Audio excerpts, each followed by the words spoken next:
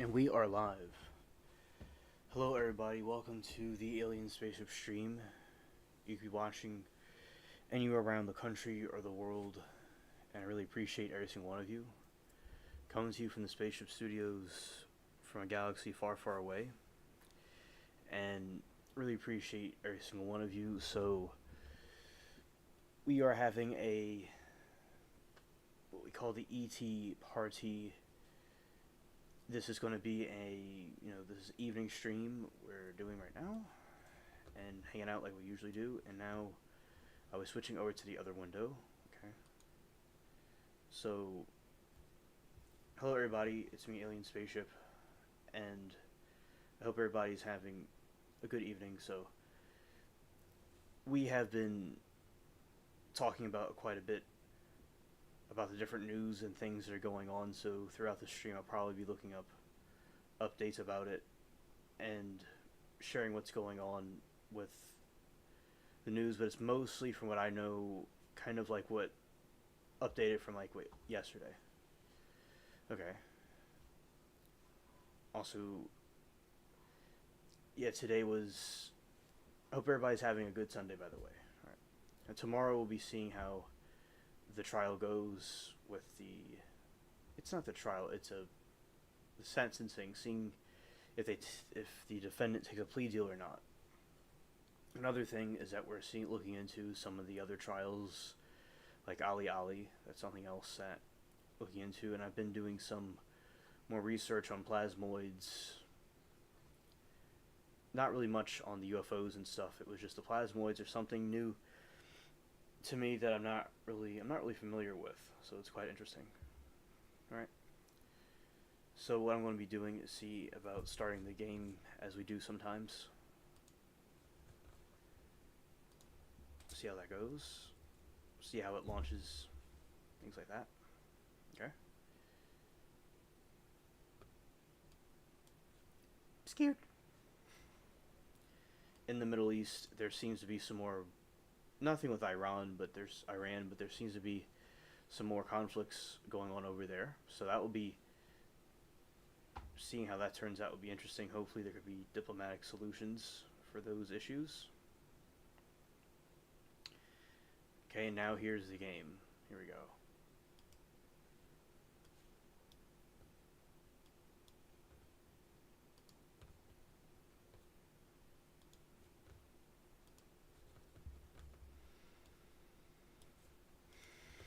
Alright, here we go.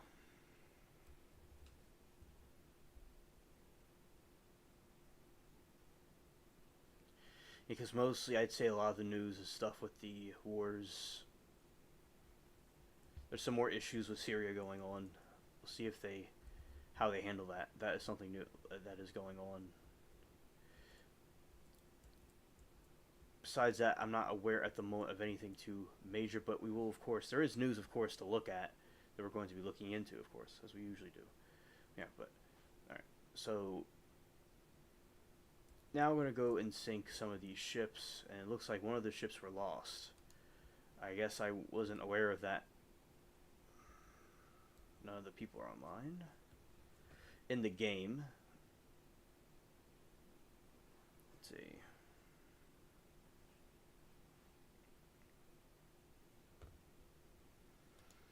Alright. See about getting this ship resurrected.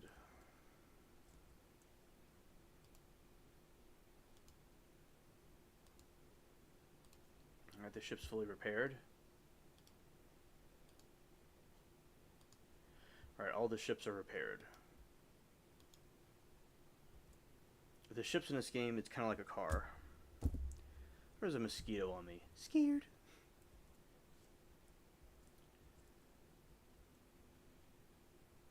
I'll take one of these crazy ships out.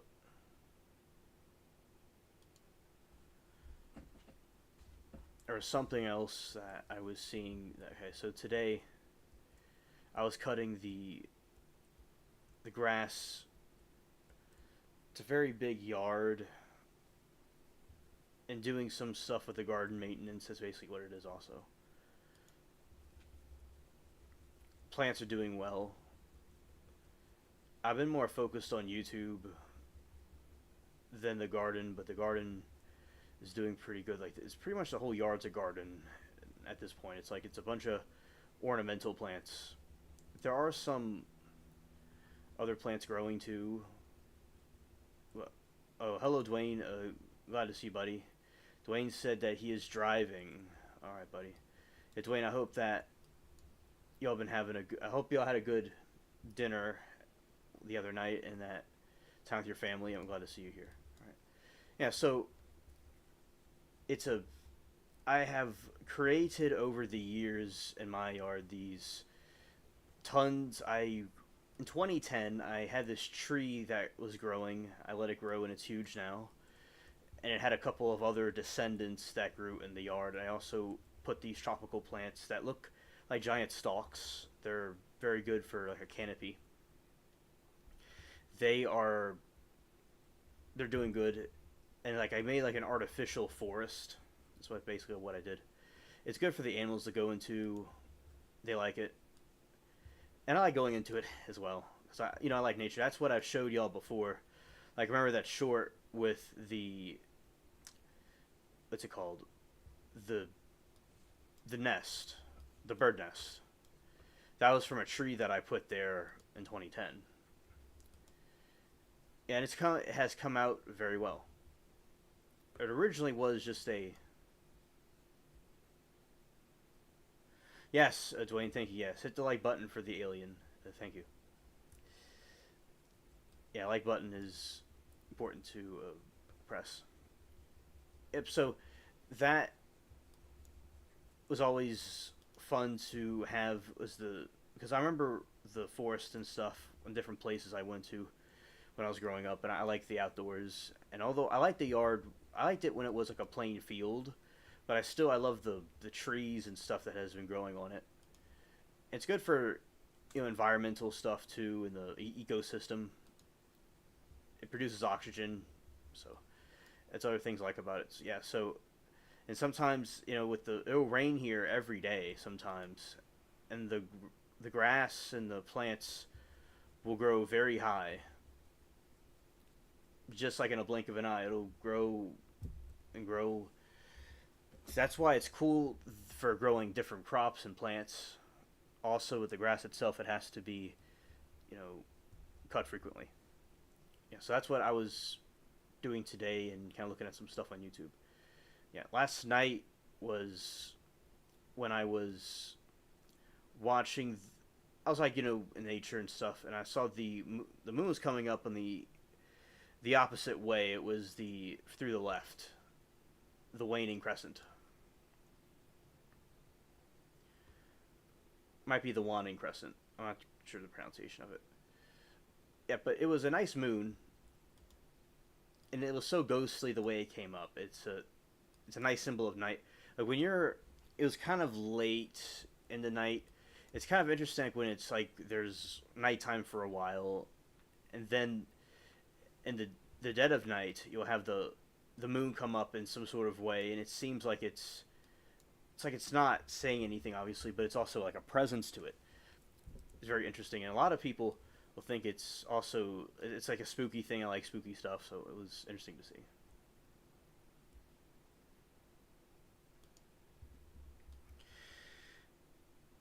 Oh, Dwayne asks, how did the broccoli turn out? Oh, so with the broccoli, it for some reason they didn't. The broccoli did not come up for some reason. I am not. It might not be in season. It might be more for cooler weather. Because when the summer hit, it got very hot. So it has to be. Because I remember when I grew them before, I grew them successfully. It was more towards the spring and the end of winter. So yeah, that was and I could see about doing it again and looking at it more, seeing about worrying a little more frequently than I did. But yeah, they didn't come for some reason. Sometimes the seeds themselves have issues, but yeah, they didn't come up. But I'm thinking that the cooler seasons will be better for it because when it got hot, certain things grow better when it's hot. Certain things grow better when it's cooler. And Because sometimes the plants, they don't, sometimes seeds don't always work out. But when I remember when I grew them before, they come out very good. They come out very good. Now, if it wasn't a seasonal thing, sometimes the seeds can be have their own issues. But I will say that I will see about whenever I do it again, because I did run out of the seeds because I didn't really have many left. I will keep a very close eye on it to see if it's a seed problem or the weather. That'd be a good experiment to do.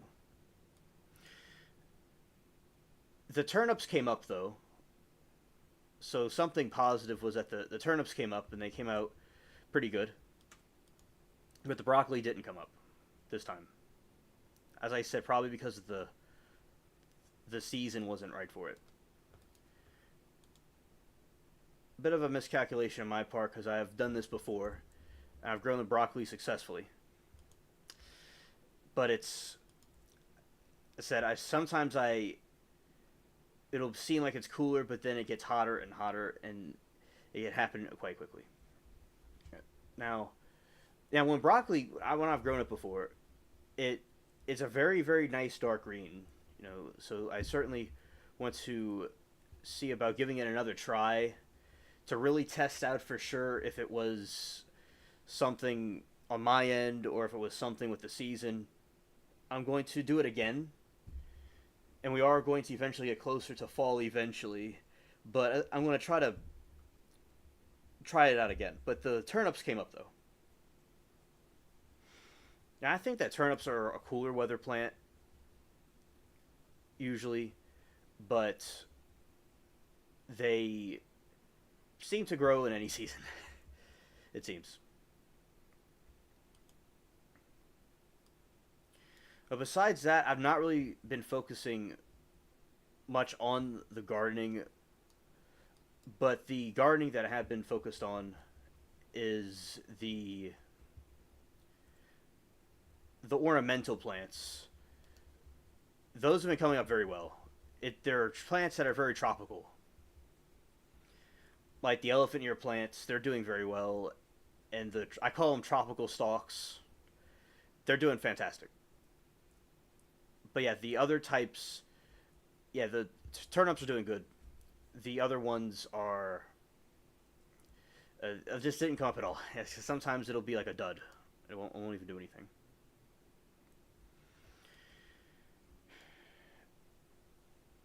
Recently, a lot of the time, and we have been getting a decent amount of rain too.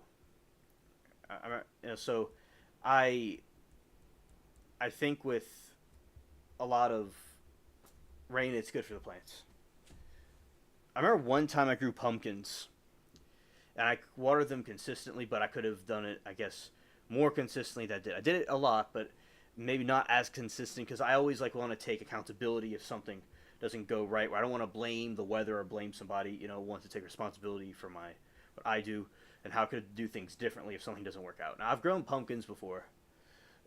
The thing is that one time I grew them in the middle of the sun, and it was hot, and I just watched it just vaporized like a microwave. So yeah, it can.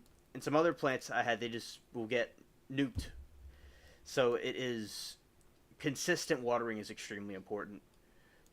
But not all the pumpkin plants got vaporized though. Some of the pumpkin plants worked well. It's just some of them got vaporized though.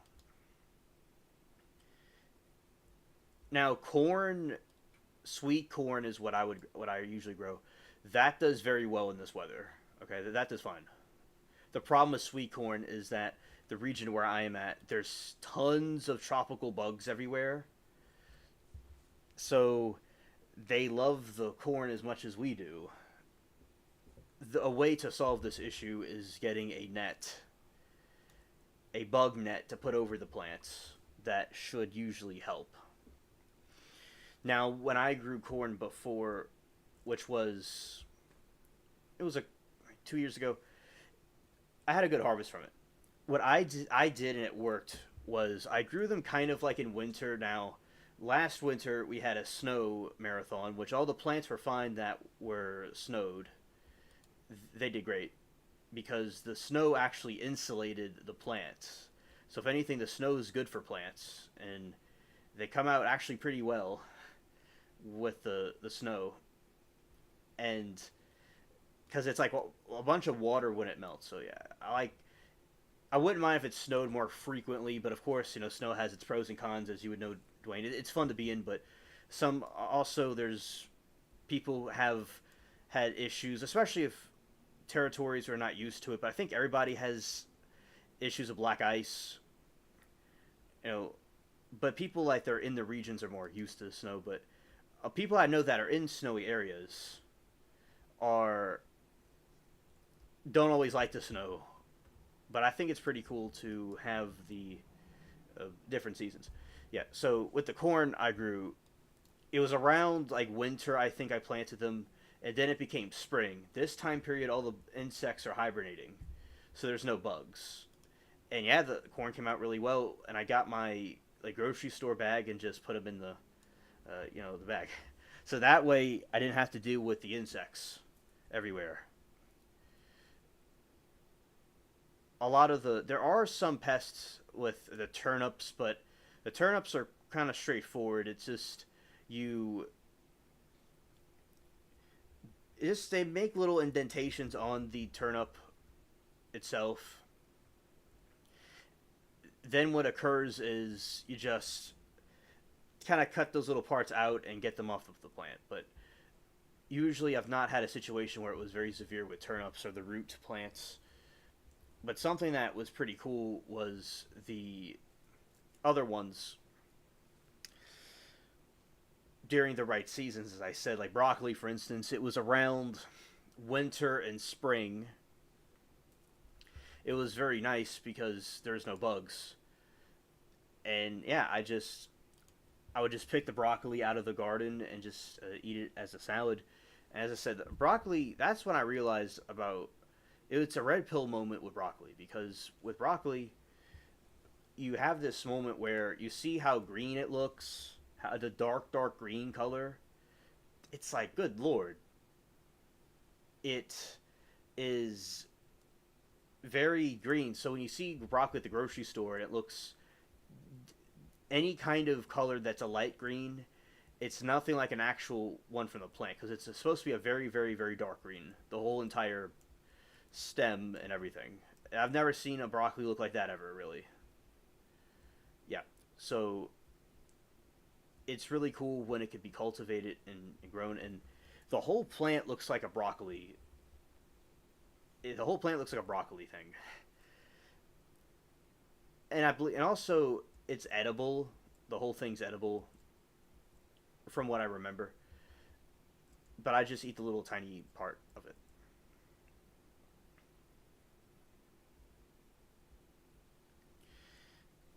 So we had, I've grown hot peppers before. They're always nice to have. Very, very delicious. Now, one time I was eating a hot pepper, and I was being foolish, and I touched my eye. I wiped my face for a second, my eye, and man, I felt like it was the end of the world, man. It because I will say that pepper spray would be very effective in a self-defense situation, with usual situations, in my opinion, because it could completely like stop a person. Because I remember when I just put a little accidental dot of it, it was, I got this water to kind of block my eye to get it to stop being inflamed. Yeah, it was. Yeah, so I've had a share of different plants. Now, the big tree in my yard that you've seen before with the bird nest, it was very essential for that area, because that was an area where I grew corn for the first time, and it was the second time really. It was my first successful time with corn. For some reason, it wasn't a lot of insects back then that I recall. But yeah, I just picked the corn, and man, it tasted so much different than corn from a grocery store. The taste, it's the same thing, but it's different. It's fascinating. Yeah, and that is where that tree sprouted, and I just let it sit there, and now it's a big tree now.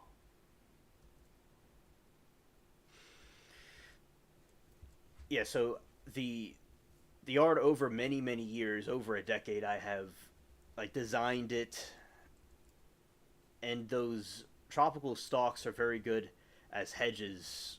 It's a good hedge. They die in winter and they come back every year from seeding. I believe it's seeding, but it could be from the roots too. I'm not really too sure, but they come back every year, and the stalks are good for for a tomato plant, different things like that. So the best way with those stalks is to have them dried out inside, and it becomes hard as a rock. If it's left outside, it's going to naturally rot away and decay as it's supposed to do. So that something interesting. Yeah. So today it was a yard work and just checking on things.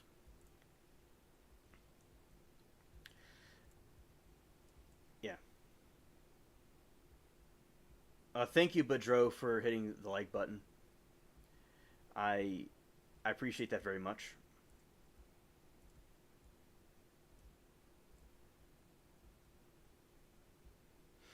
Hello, Budro. It is great to see you. Welcome.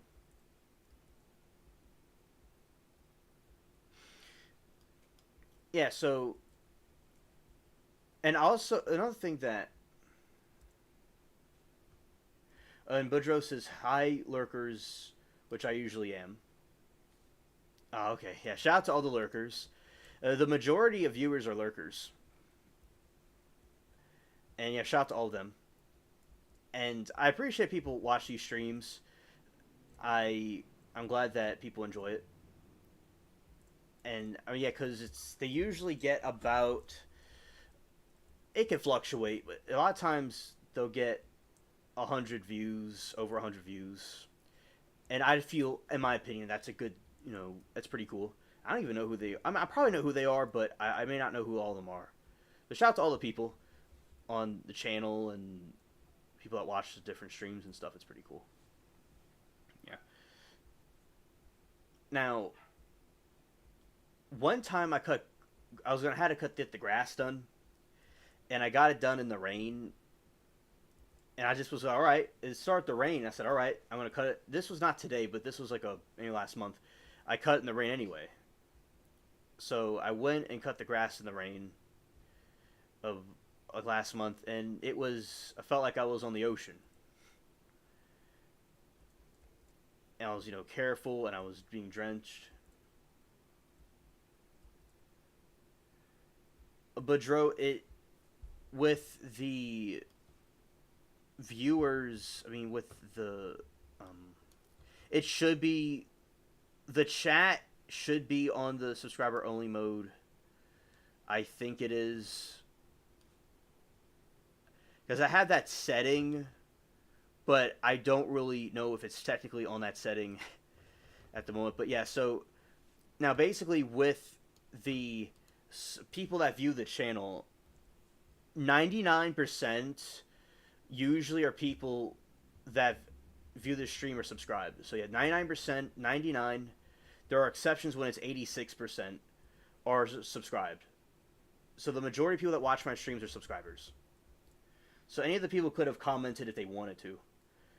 A lot of people just like to kind of hang out and watch it for a second or watch it for a few minutes, and as they please. And most of my viewers are subscribers. Like, if you have channels, I'm not hating on anybody. Like, but this is just something that happens. Is that you have a lot of channels that will say that they only have 99% of their viewers aren't subscribed. Yeah, but Joe, you can invite friends.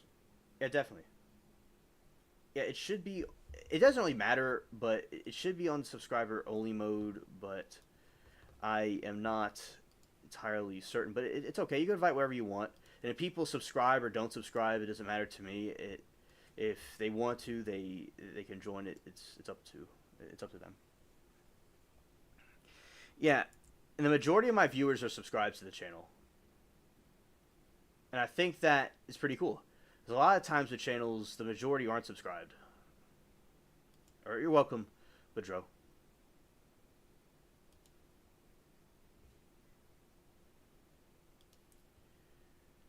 Okay.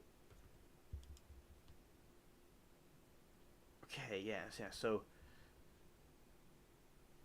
going down here, personalization. Yeah, I have the subscriber only mode set as on, and it's for a minute. It's a way to deter, trolling and stuff like that also. But yeah, it would only be like for a minute, which I don't even. Sometimes like I'll have a setting and it doesn't actually show the right setting. Like sometimes I'll have my thumbnail, but it doesn't show my thumbnail. Like so, yeah, I don't know, but yeah, you invite people, it's fine.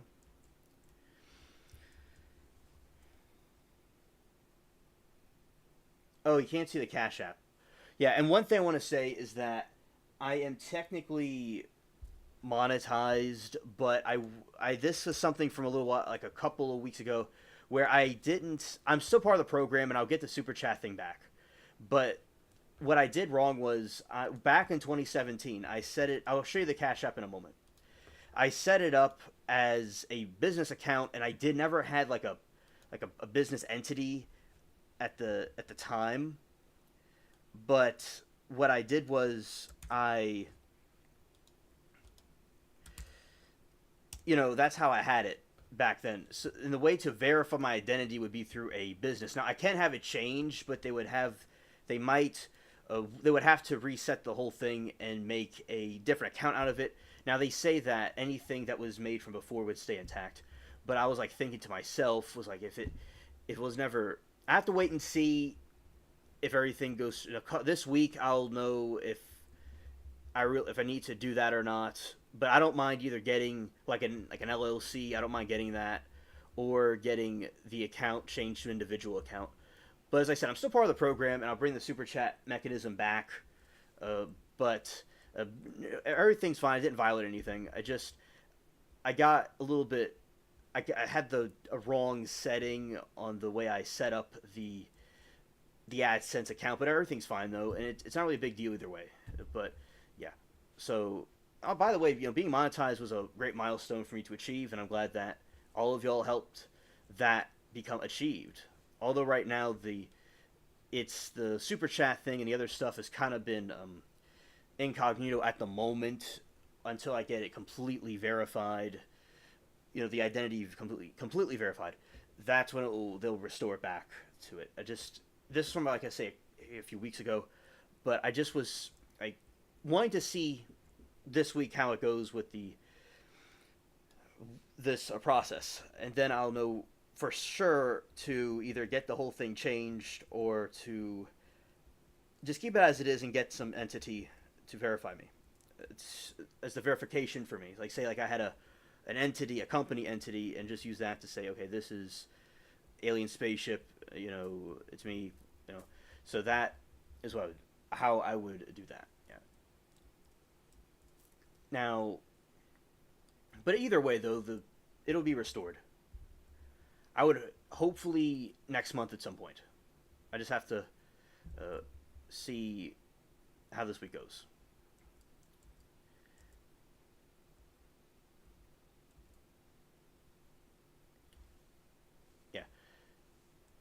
Yeah. And I remember it was like when I got and going live every day was a very great help, and I'm glad I met all of you in the different places I met you, and some people watching may have seen a short or found me some other way, and those that saw me on different streams, I also appreciate you all too. It's nice meeting everybody. And I've known Dwayne for a couple of years now. We watch trials, but I'm glad that there was a problem with one of the channels.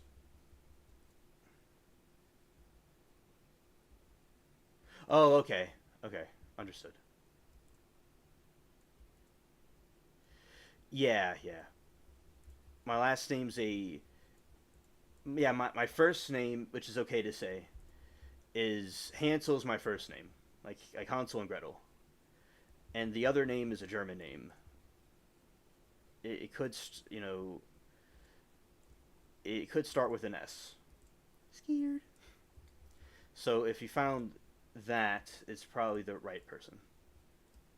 I'd say it's the right person, definitely, most likely. As I'm the only handle that I'm aware of. Oh, of course, there's other ones, but yeah. So that is the proper Cash App thing that account for those that were interested in it.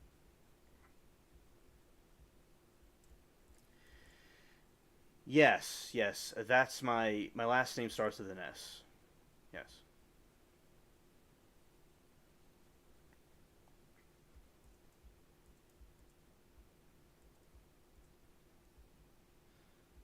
Scared. Yeah, it's not scary. No.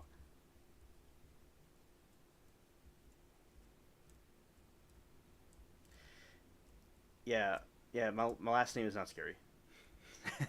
It from all the times that I say scared, scared might as well be my last name because that is what I say all the time.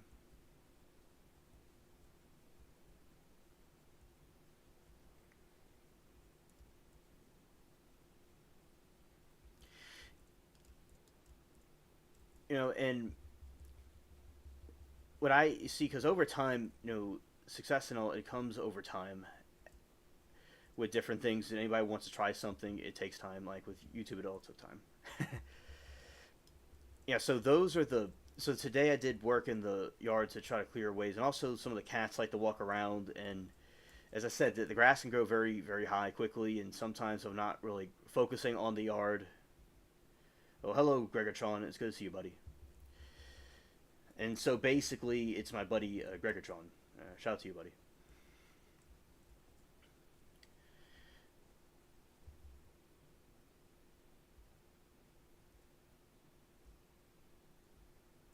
Oh, okay, Boudreaux. Yeah, everybody has their own personal preference. I think that it's important. People could have their own preferences about things. So I can understand and relate to that.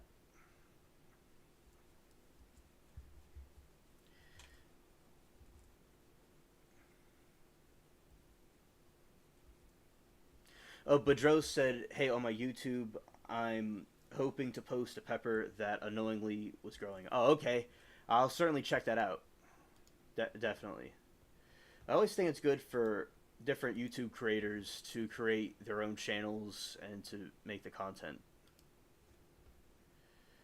Because it's good to share that with the world about all these different things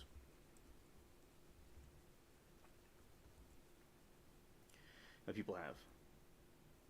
Allie, hello there. It's great to see you. Welcome to the chat. We're having an ET party. Just kind of going around with the ship, just with the game and talking about some things that I was doing today, and we'll get into different news and things. Oh, you're a newbie, yeah, and oh, yeah, that's okay. I can help you if you need any help with anything. Yeah. Well, thank you, Allie. Yeah. So today I was doing some work in the garden, the yard, with the getting the grass taken care of and clearing out some different parts for some plants. Oh, hello, Beans. It's great to see you. Welcome to the stream.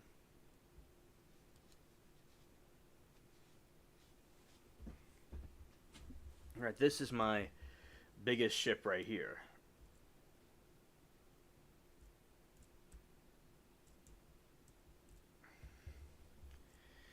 Oh yeah, so oh, you're welcome, Boudreaux. Yeah, because because there's like a creator studio, and then you could either upload the video through there or through the other buttons. And Bean says her garden suffered because all the rain. Oh, oh no.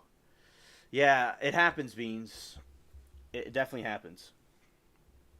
I certainly with the rain, it can it can be very lethal to certain plants that are not geared for large rainfall. My other plants. Oh, well, happy birthday to your friend. see you soon, and thank you so much for all you do and hanging out with us. Have a good time. All right.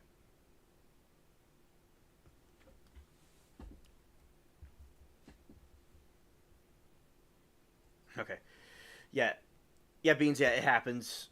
I remember where I've had plants many times that failed. During certain circumstances with the weather. Now where I am, a lot of the plants are tropical.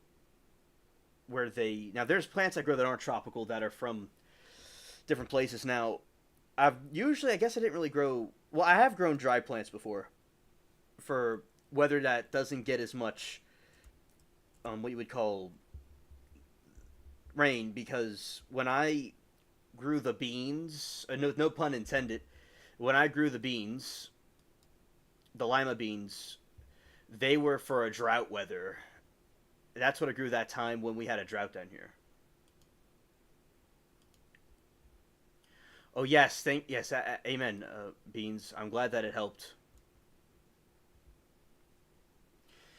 because yeah, but shout out to beans. The beans always did great. I really enjoy growing the beans. The tomatoes. Yeah, I didn't really know or where about the tomatoes. I don't know how much rain it's supposed to get or not get. Where I am, the tomatoes usually did all right. Now the thing with me, where I am, it's like you could grow something, but there's pests that try to go and take everything. I mean, there's so many bugs where I am, everywhere. Today when I was cutting the grass, it was this giant spider, like the size of nearly the palm of my hand. It was a big spider, and it was running around. I didn't cut it. I wasn't trying to either, and it was just kind of.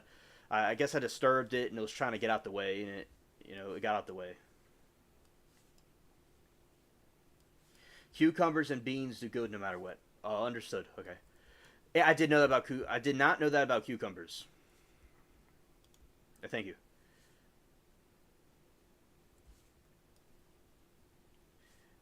So yeah, I'm growing some different plants that have to do with a cousin of the sunflower, and it grows back every year. It called the plant that I have. I call it a tropical stalk. They're gigantic. They're huge, and I've showed you them before. They're growing very well. And yeah, because the garden I have, like the yard, it was an artificial forest that I created because with the different trees and plants that I grew. Now the elderberries, there's tons of elderberry trees, and those came by accident. Like those just came naturally. I remember one evening I was going through it, and there was like quite a few of them, and that's pretty cool to see the elderberry trees. It was pretty cool to see that they just kind of grew on their own, wild. Yeah. Now, as I said, the cats and the different animals like to be inside the forest.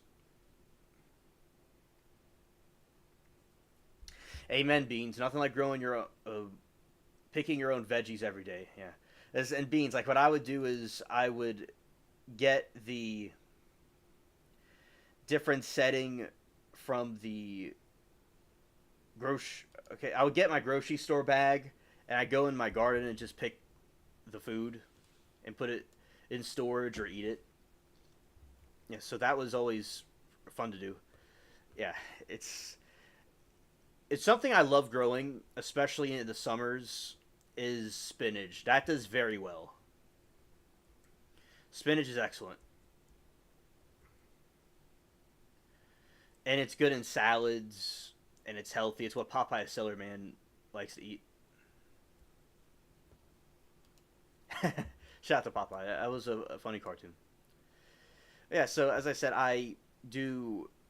Yeah, I think spinach is one of my favorites, and it's quite easy to uh, grow and take care of.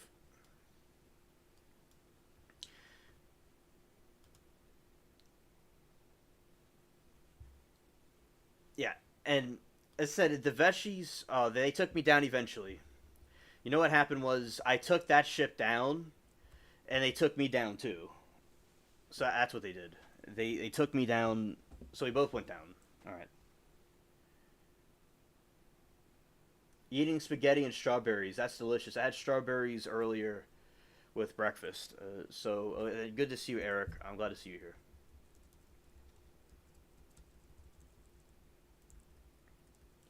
Yeah. So yeah, root plants are pretty cool. Something I've grown. I've grown broccoli. I mean, I've grown carrots before. That's always nice to grow. Beans says my favorite are cherry tomatoes. I have tomatoes daily all summer. I'm also about to plant some squash and pumpkins. Oh, nice. Something good for those, in my opinion. Which I don't know if you have all the bugs and things that I have down here. Probably not. But something cool to have is a bug net to put on over them so they don't get eaten by anything. Allegedly, it works, but saying that anything's possible. But yeah, it should help protect the pumpkins. Because I would say one of the biggest issues is not just growing a plant, but it's also trying to maintain the plant so it doesn't, you know, get eaten by something else. Because everybody wants the plants. First, plants some squash for the squash bugs. It's for squash and pumpkins, which I know pumpkins is a type of squash, if I'm recalling that correctly. But yes, it's to generalize that or corn.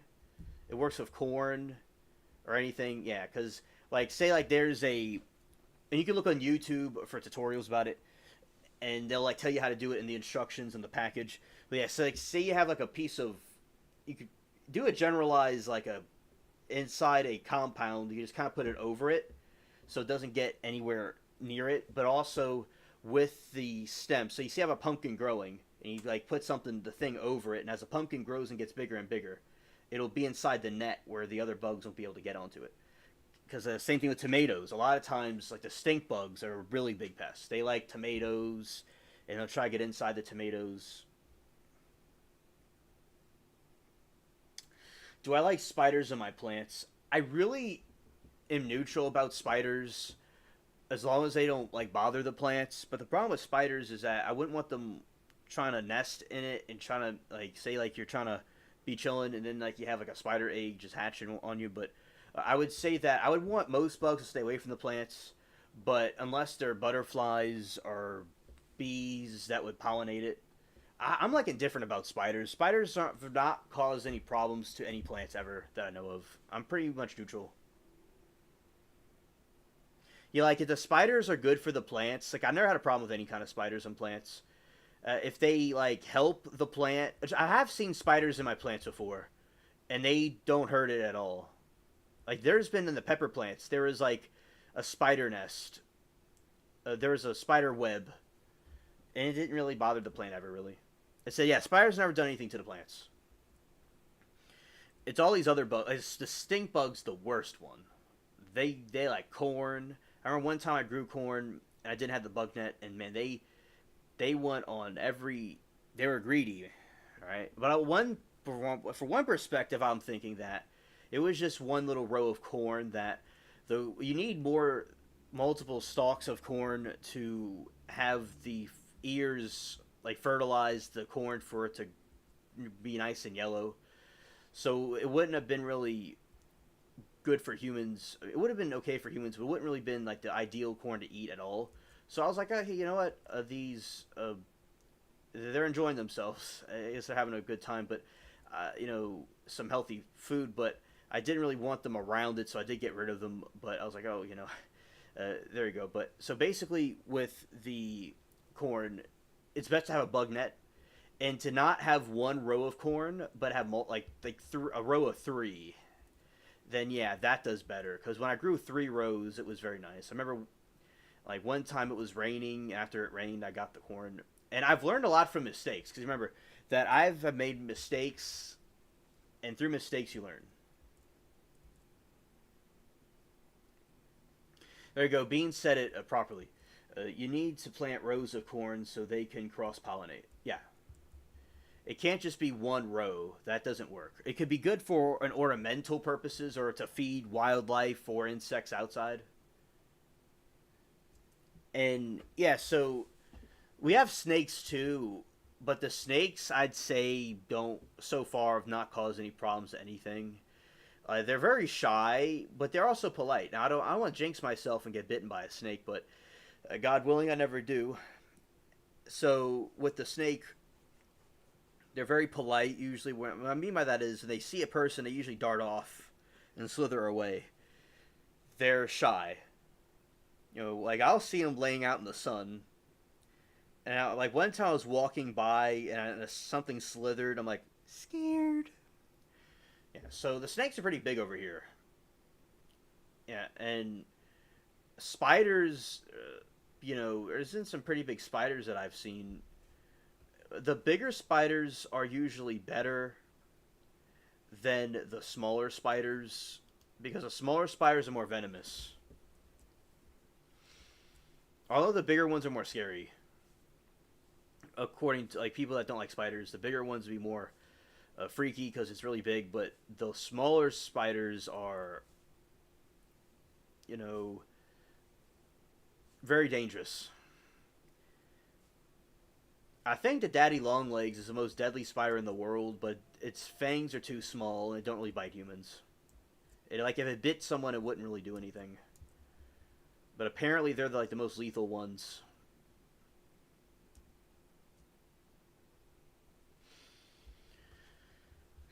Yeah, there is the moonlight.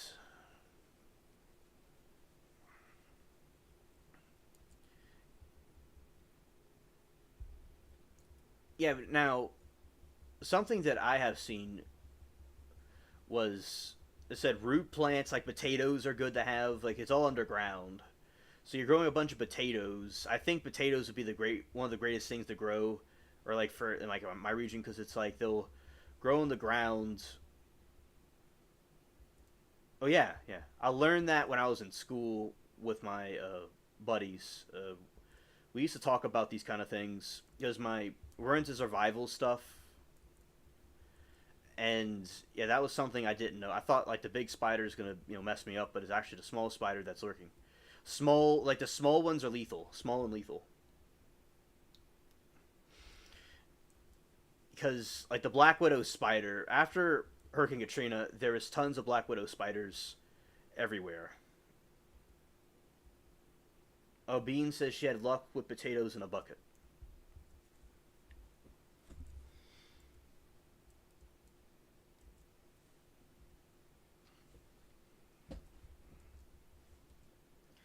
Oh yeah, yeah, I would think so. I would think so.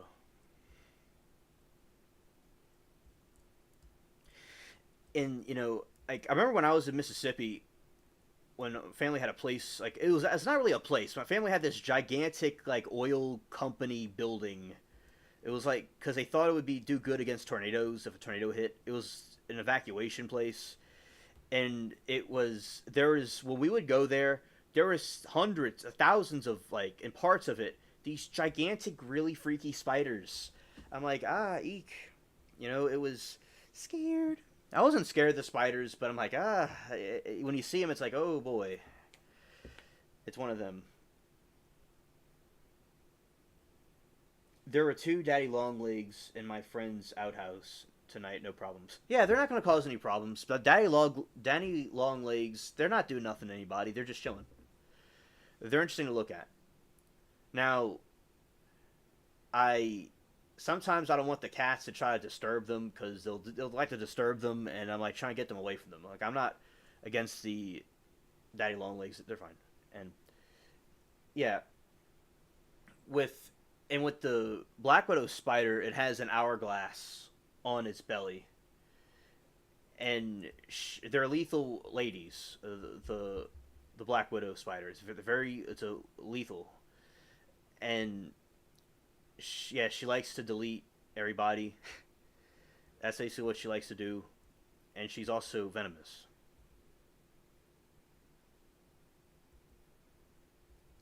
Beans, I believe it. I certainly believe it. I definitely. I said I've never had any problems with spiders on the plants. Now there was a time where, oh gosh, I gotta tell you about this. So there was a time where I there is an infestation of spiders in one of the back rooms. Oh my lord, it was millions of them. Yeah, but they were cool. But I think that was a problem. They didn't do anything wrong, but yeah, that was a problem. My theory was, I'm not blaming anybody. It was actually, I had this very good time where some friends gave me some bananas off a tree, and they were delicious. I left them in the back room, one of the back rooms, and I ate them, and very good. Now I wonder if that had a lot of spider eggs in it. Those it was a whole thing of bananas, a whole thing of them. And the bananas are very little. They're baby bananas. They were so delicious. So eating a banana is right from the plant. Like this thing right here, that plant right there you see, that's like a banana tree right there in the game. Those are like banana trees. Yeah, it was delicious, man. It is the most delicious thing ever. Like to eat a banana from a tree. And it was from the imports, and it was just like, it's like, bruh, like, it was worth it though. It was worth having that problem because I love those bananas. They were delicious, but yeah, there were millions of them. Bean says it's scary when it's a lot of them. We had infestation when we came back after evacuating from a hurricane. Okay, Beans. Okay, yeah. Okay, I didn't know about that. Okay, thank you. And it's interesting. Okay, there is spider infestation in your region, but there is no flooding. Okay, I and okay where I am. I think, and also Bean says they clean and preserve their food. Oh yeah, that's very good. Spiders are very clean. Yes, yes indeed. There were black widows in our back porch in Arizona. Dog never got stung. Oh no, black widow spiders are gonna keep to themselves. I never got stung. No one got stung by them. But I guess if you go and poke it, it'd sting you. Yeah, but you know, I'd say roaches is a issue more than a spider problem. Roaches freak me. I don't like roaches, but I'll deal with a roach if I have to. But I'm not like the biggest fan of roaches, especially growing up. But as I got older, they didn't bother me as much. But man, when I was a kid, I didn't like them at all. The roaches, yeah, that's something that plagues the city. And I think after the hurricane, they may have increased. There was all kinds of strange bugs. There was this little black bug, kind of like a beetle-looking thing that appeared. There's black widow spiders. So Beans, we also had a spider infestation too because of the black widow spiders. It wasn't like an infestation that was really bad. It was just in some spots you'd have some weird spiders. So yeah, it's interesting how different places were affected. When the places are abandoned for a long time, these other critters start to move in. And because it's going back to how it was, like this, what you see right here in this game right here. This is what it would look like in some parts of the city 200-300 years ago or less.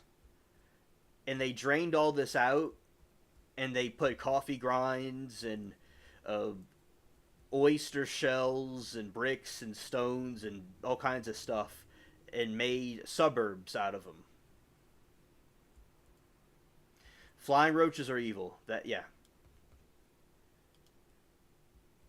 I remember one time I was chilling right here and I heard like a bike. You know how when you put a baseball card in a spoke of a bike and it makes a noise? That's what I was hearing. And I was gonna check out, see if this is not logical. I was like, oh, maybe some raccoon was scratching at the door. That doesn't make any sense. They don't even do that. And it was something in the room. I'm like, I don't know, but I was about to check it out, but I felt to not do it at all. And I just was like watching, and I saw the roach fly up like a helicopter, and then it like attached itself to the ceiling. I'm like, although that was disgusting, it was very cool from a scientific point of view, technically, because it was like a computer. It was like it rose up and it like attached itself to a wall upside down. God made some interesting creatures, but I didn't necessarily want that in the house though. And the cat was trying to get the thing, and it was a smart roach, so it was trying to get away from the cat. Yeah, but and the roaches came from Africa during the slave trade and other trades with Africa. I assumed it came from Africa or some tropical place, not necessarily Africa, but a tropical place, And I only could think that Africa is what we did a lot of trade with, uh, but like that is where they originated from, and they spread all over the world through the transatlantic slave trade. And there's all kinds of different species of them. Some of them, a lot of roach species are not gross looking. They're just kind of like they have all kinds of different colors that look like butterflies. But the kind that we got were the pest kind. That's a 1% of the population of roaches on Earth, which is the pest kind, the brown ones, and that's the ones we got. So, yeah, but yeah, they didn't. They came from that era. Termites are also related to roaches, and the city and the other parts of America is very hot, so they did great in the country's weather. But a lot of the countries are hot, especially in the summers. Where I am, it's a swamp. It's like paradise for them. So yeah, that is. I did not. The reason why I thought this, insects down, don't stand a chance with my cats. Absolutely, shout to your cats. I have cats too that are good at catching the little insects. Now the roaches, I didn't in Europe. They never talked about roaches in their history. They just talked about rats. All right, so they talked about rats and the plague, like Nosferatu with the plague that happened, and that's why I think I was like they couldn't have came from Europe, and they're too tropical looking. And yeah, that's when I did research on it, and that's where they came from. And like I guess if there was roaches in Europe, they probably would have said that the plague would have spread by roaches, or they would have had roaches as an additional plague creature, like rats and roaches. They would have said. And another reason why we may not be big fans of them is because our ancestors, way in the past, may not have been around them. But that doesn't really make any sense because all people of all races don't like them. But I think that if people that are there in the countries where it came from didn't like them either, they're just not a welcoming insect. Yes, cats deleted the rats. Yes, that's true.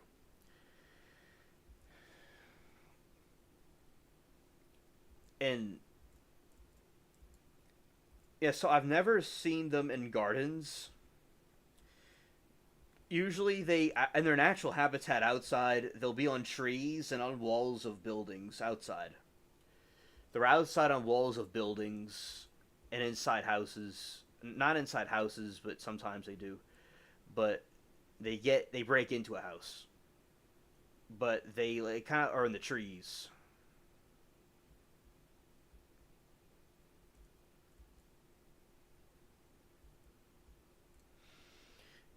And something that I've seen was a lot of raccoons and possums that are around. They probably also increased after the storm.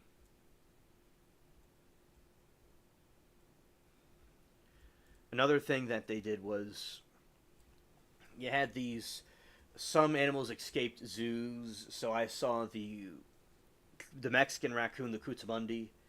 I saw that one because probably with that hurricane. I remember when it came out. I thought it was a mutant raccoon. It was a raccoon that was brown with a long pointed nose. It looked kind of strange looking, kind of like a lemur.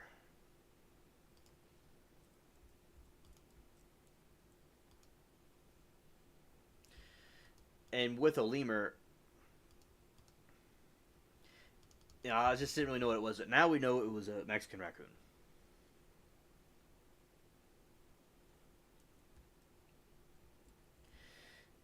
Yeah.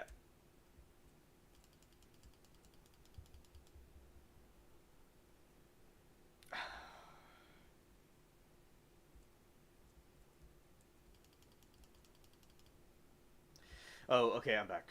Yeah, so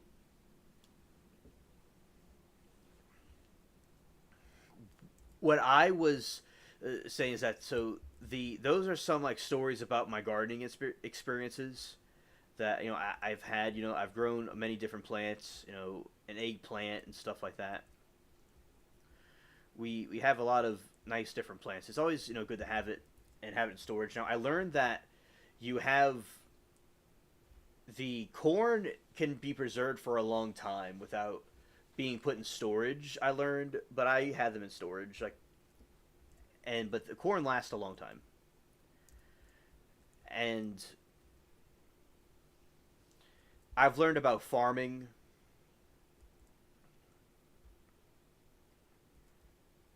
And farming is also very fun to do with like poultry and stuff like that. I've been so focused on YouTube that I have not like done a garden of the like I mean I've not done like chickens and stuff like that. Mostly because I was very focused on YouTube. But I enjoy the time on YouTube, but as I said, I learned about it, and at some point I will certainly do that. But yeah, I've learned about all kinds of different farming. So over time, I expanded my knowledge with farming and gardening and stuff. Yeah, so gardens are always fun to have if people can have them, and they're a lot. They can be a lot to take care of, and there's a lot of maintenance to do on them. Now this year, my main focus was YouTube, and I've done quite a bit, and I'm glad of what I've achieved with YouTube, along with all of you as the audience which have been great to have.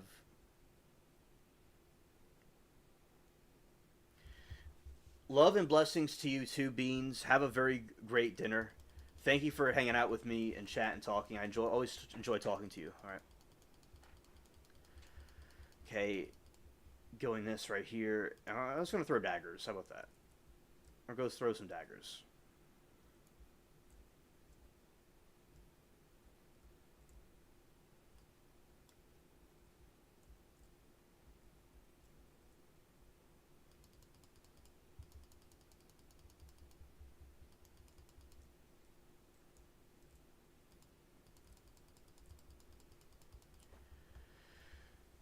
And Eric wants to know what Beans is cooking if she was still here.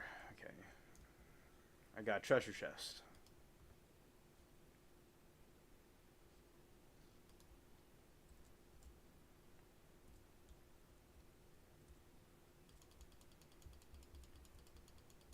Alright, taking this one out. Oh, salad, steak, and rice. So that's very delicious. Well, finally got some throwing knives in this game. That's great.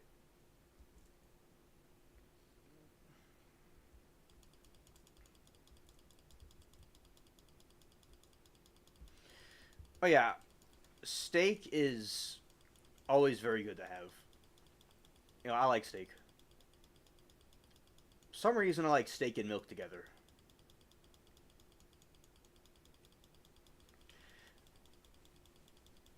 Alright, so I'm throwing everything at this thing, okay.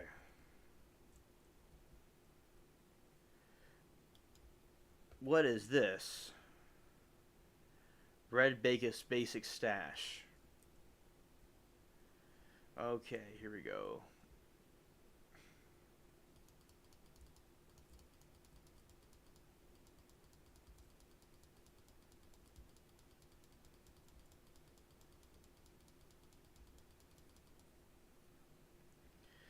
Okay. Yeah, Another thing about beans is that the crop beans is very. You have to cook it first before you eat it.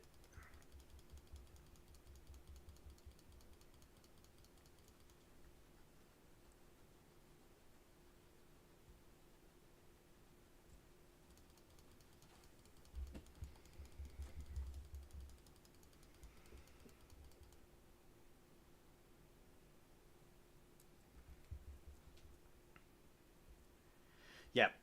Now I think see, it has to be cooked because there's beans are technically toxic on if you have to cook the bean. That's why you have to cook it first. And same thing with elderberries; it has to be cooked.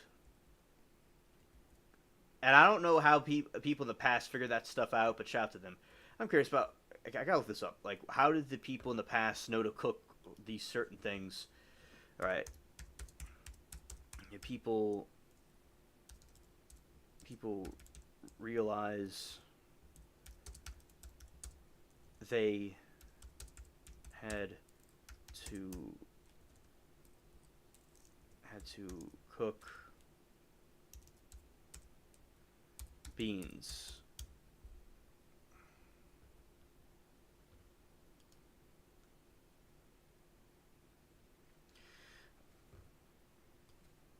The peas and green beans are the best.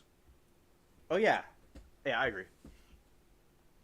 And traditionally, beans were soaked for 24 hours, which the water changed out to decrease side effects. Fresh liquid added, and then were slowly cooked on top of the wood stove, open fire. Okay, let's see, beans discovery.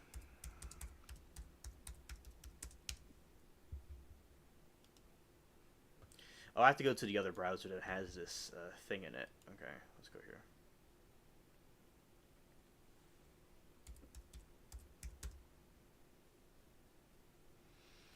Beans. How did people. Okay. How did people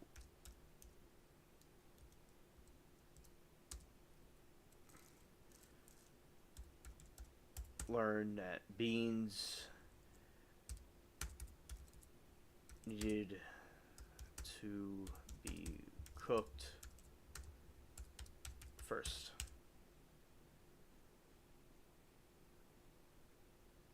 Beans have been a dietary staple for humans for thousands of years, with evidence of their consumption and cultivation dating back as far as 20,000 years in some Eastern cuisines.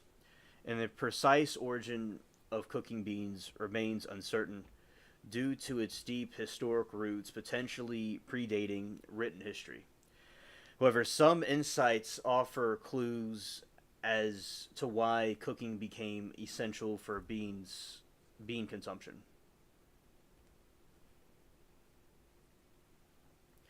Early methods. Before boiling in pots became widespread, beans were likely pounded into flour and baked into flatbread and hot stones by campfire. I didn't know that. Observations. Early humans likely discovered the benefits of cooking through observation. They have noticed that heating certain plants, including beans, made them softer and tastier, more easy digestible. Oh, so they probably didn't even know that it was toxic at first, but they thought that it was softer and easier to eat. Interesting how God works. How God guides people to do certain things a certain way. You know, like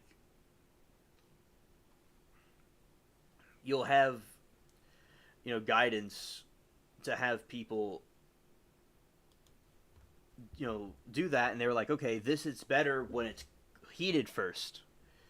Yeah, because beans are very hard and tough before you cook them. So that's something very fascinating.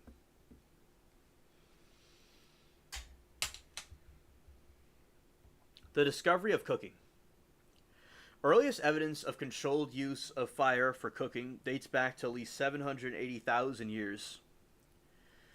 According to Science Daily, this suggests that cooking is a long-standing practice that has been refined over time. Toxicity. Certain types of beans, like kidney beans, contain toxins, lectins, that can cause gastrointestinal upset or, if eaten raw, undercooked. Early humans likely learned through trial and error that cooking beans adequately neutralizes these toxins, making them safe for consumption.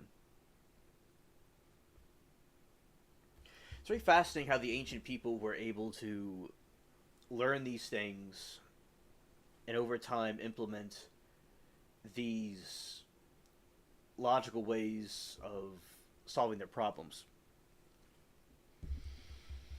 Flavor and texture. Cooking also improves the flavor and texture of beans, making them plateable, and enjoyable to eat.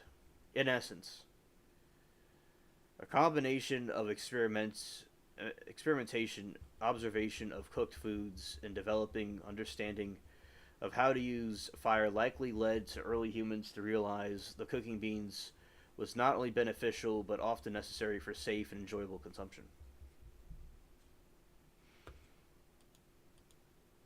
Oh, that's very fascinating.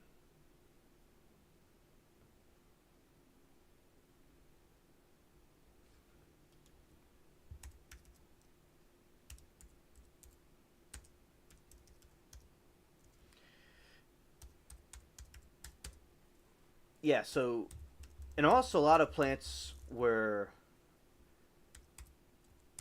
used and were bred for and domesticated.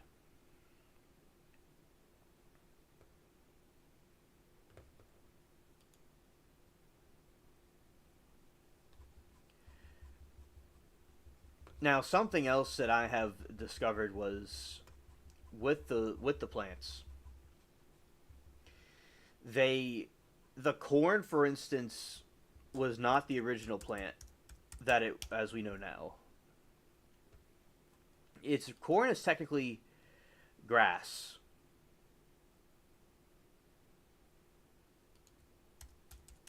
and it was domesticated to be as it is now.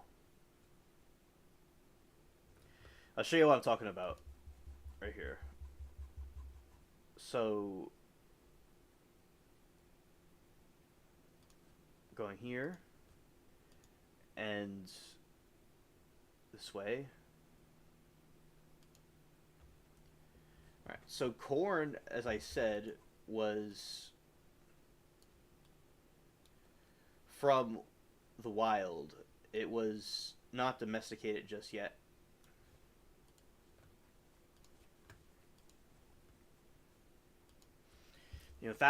Thousands of years ago, corn was just a little tiny nothing. It was a little straight. Because I remember I've seen grass very closely from lawn grass, and it looks kind of like corn, and it looks like it has like a corn stalk to it. So I figured it was probably related to grass, and I was right. Okay, so that's like the evolution of corn over time. So it was a tiny little fragment. Like, that's what it was originally. Those little tiny little leaves you're seeing, those little green things evolved through human breeding into the corn that we have now. In 7000 BC, it was just a little ding-a-ling thing, a little squirt, but now it's much more full, long, and big. Scared.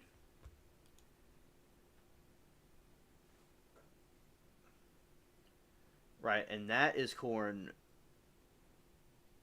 And it was a type of grass. That's all it is.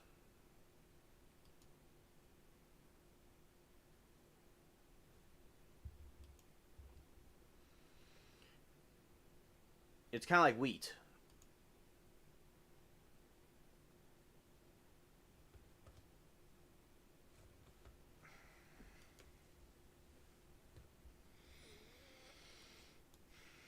How was corn domesticated?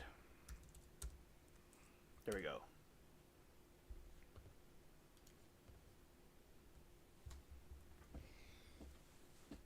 All right, so corn or maize,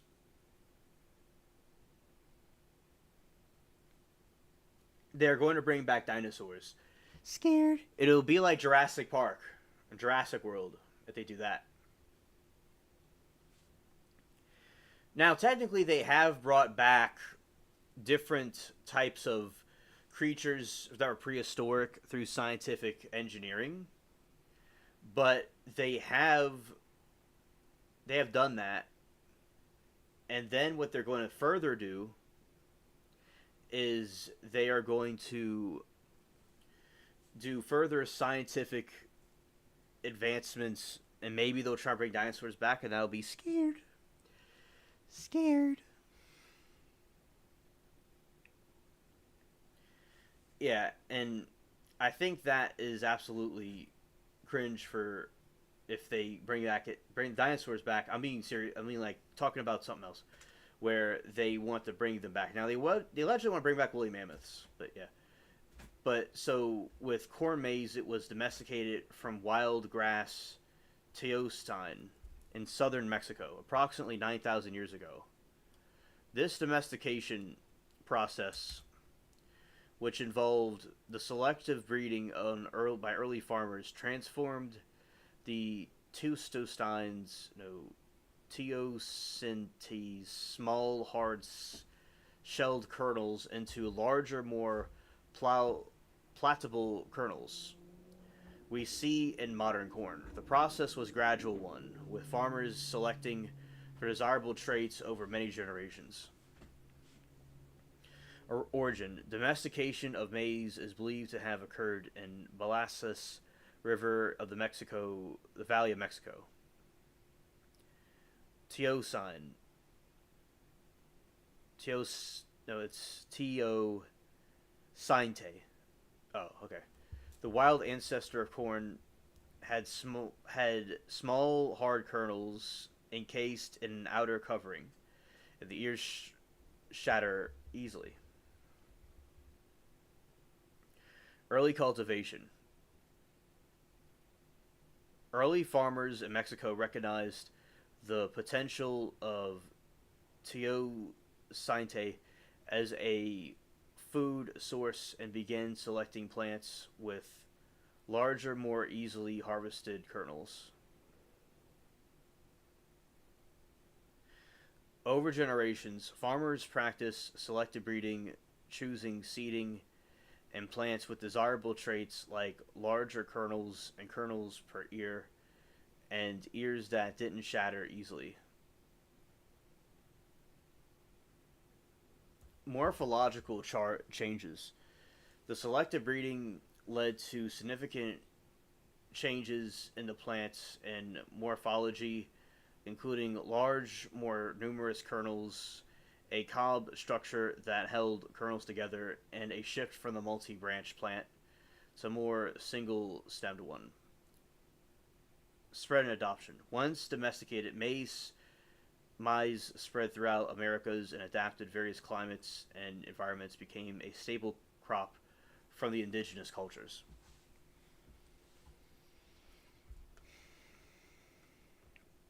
It's very cool to see the origins of it. I'm curious about how are plants domesticated?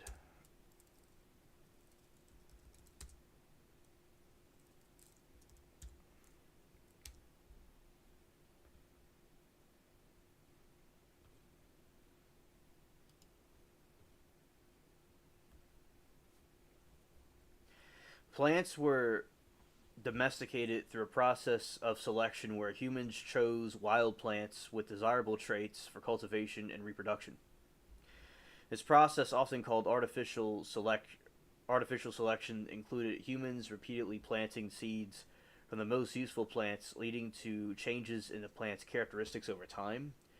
These changes include larger fruits or seeds, reduced seed dispersals, and increased yields, making the plant more suitable for human needs.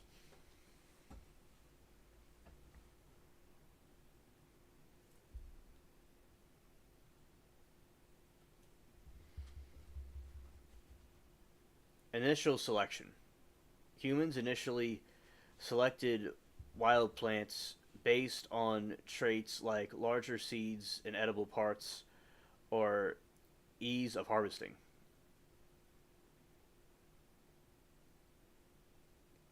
For example, early humans might have chosen plants with less shattering seeds as they were easier to collect for food.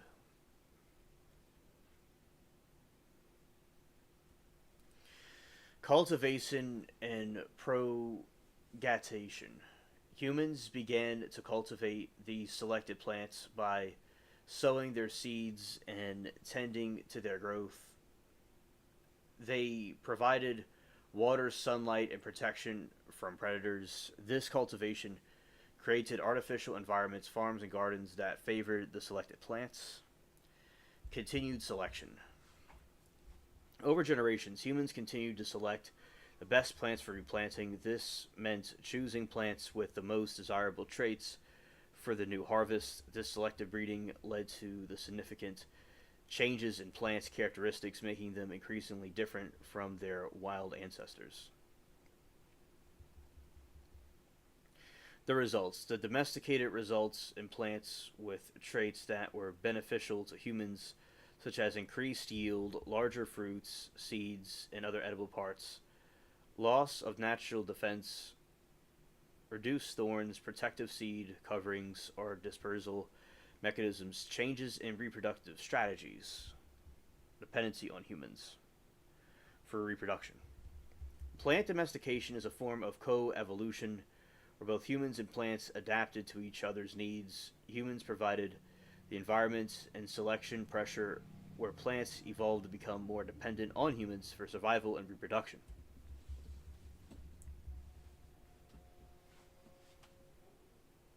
This process transformed wild plants into domesticated crops, fundamentally changing their genetics and characteristics. In essence, plants domestication is a story of human divine evolution where we shaped plants to be better suited for our needs, in turn became reliant on them for sustenance, leading to the development of agricultural settled in societies. All right.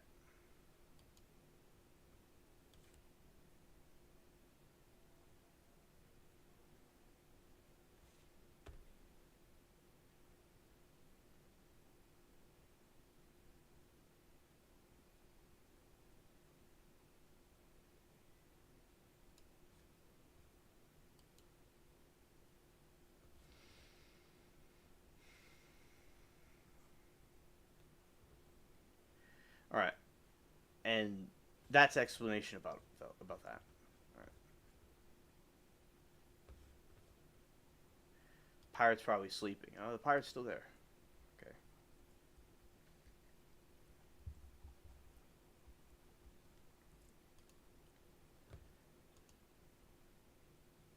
It's kind of a spooky swamp.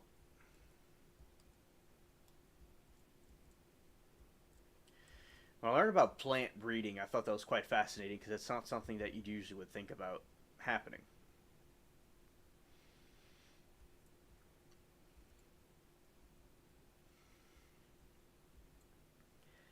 But it's very cool to study. With different cells and different genetics play a role in it.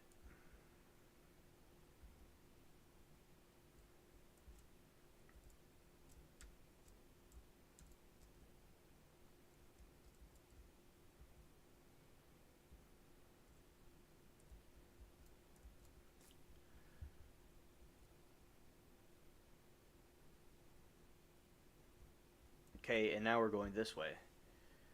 Okay. Oh, this is the rat's nest. This is kind of a crazy area. Okay. Soon we'll be checking out any news updates that are going on.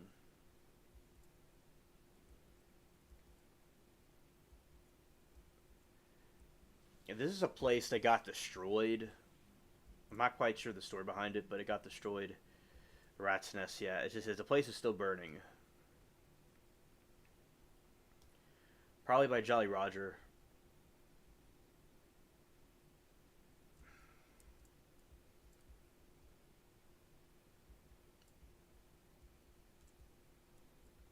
Yeah, it looks like a war zone.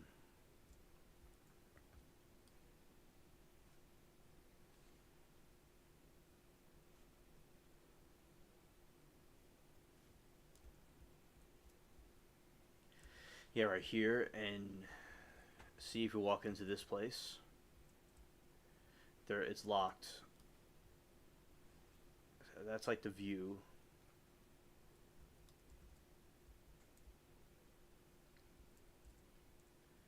That's the side view of it. It kind of reminds you of Shrek.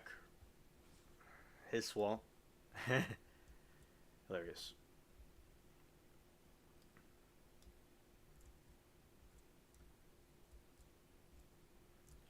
This is the jail, but it's kind of like not even really a jail anymore.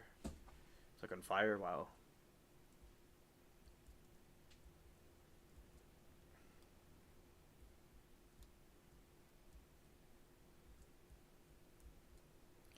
Can't go in there either. Yeah, but this is just a destroyed wasteland. I'm not completely familiar with it, but it's where you have a lot of these undead zombies at. Let's use a dagger.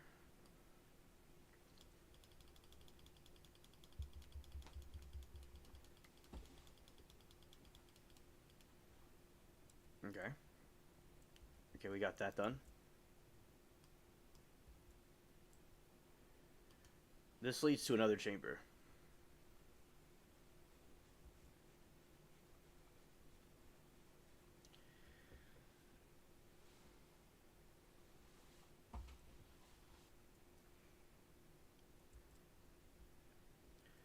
Alright, there's the Tortuga graveyard. Okay.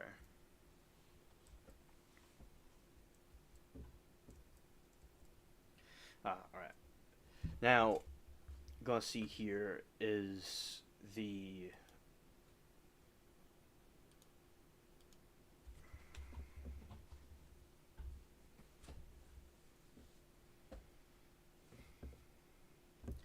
see anything new going on right here.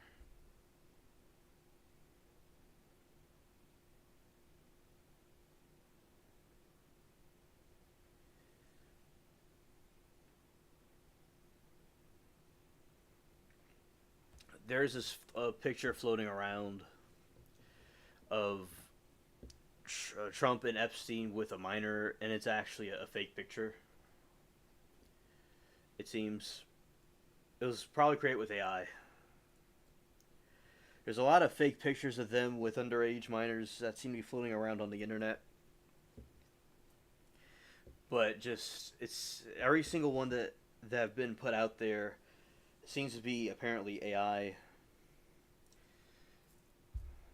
But that's something else that's going on. So this has to do with some news stuff going on because we also were talking about news and keeping up with the Epstein stuff. Something I've been covering.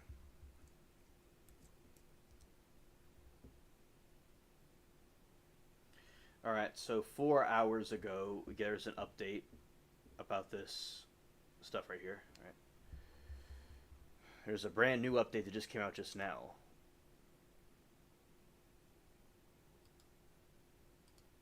Let's see.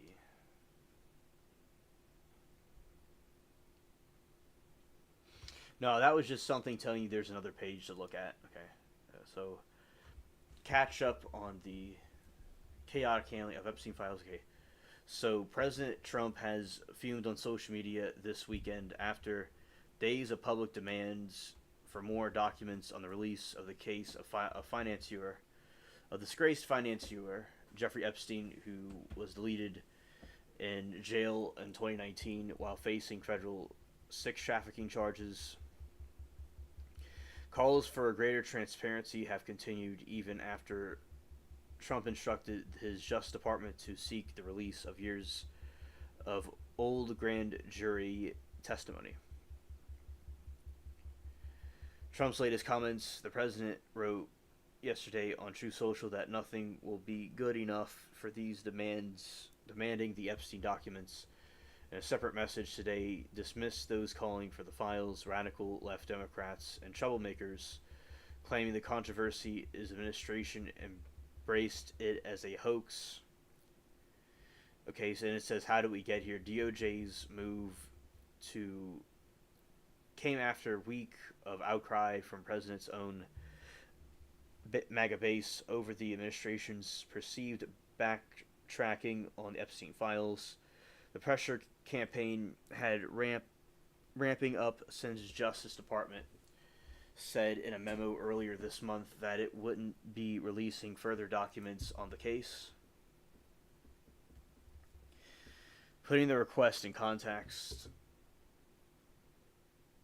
grand jury testimony made behind closed doors is a minuscule fraction of the entire file from Epstein's case, according to the CNN senior legal analyst Ellie Honig. A sentiment echoed by former Epstein's lawyer Alan Dershowitz this weekend. And while Attorney General Pam Bondi argued that the request for releasing the material is in the public interest, it's ultimately the court's decision. Trump sues newspaper. Meanwhile, Trump is suing the publisher of the Wall Street Journal and reporters who wrote the story about collections of letters gifted to Epstein in 2003, including the notes behind Trump's name and outline of the nude woman. The journal report Trump's emphatic denial that he wrote such a note seemed to unlike a set for the skeptical MAGA influencers and defense presidents. Alright, so that is like something that came out like from this weekend.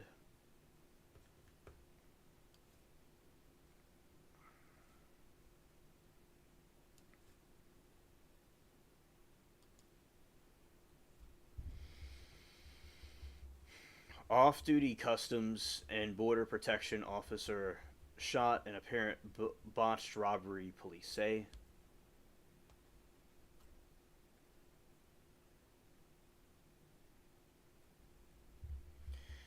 An off-duty U.S. Customs and Border Protection officer was shot in Manhattan Park yesterday following an apparent robbery gone wrong, in NYC police and federal officials say.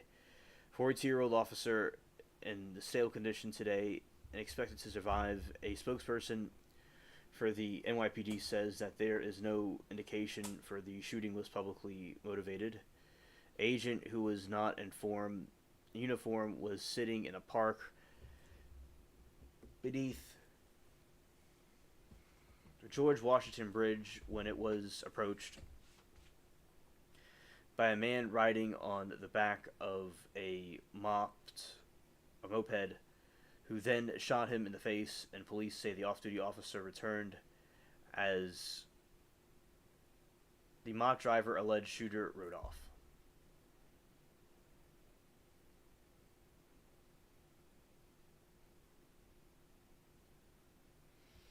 No arrests have been made in the Sunday afternoon, according to police spokesperson. Department of Homeland Security shared online to mention the mopped alleged shooter was caught entering the country illegally in 2023, but was released on the NYPD. Spokesperson said that they had no information about the source of the claim.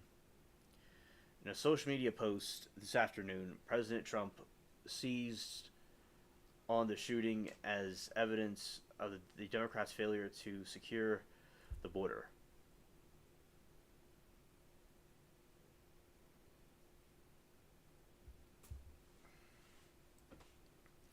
The CBP officer bravely fought off his attacker despite his wounds, demonstrating enormous skill and courage, Trump said. And the shooting comes as federal officials warn of a surge of attacks against the carrying out on the deportation agenda. Enforcement efforts have ramped up in recent months. Many officers have chosen to cover their faces, while the goal of the avoiding harassment in public and online.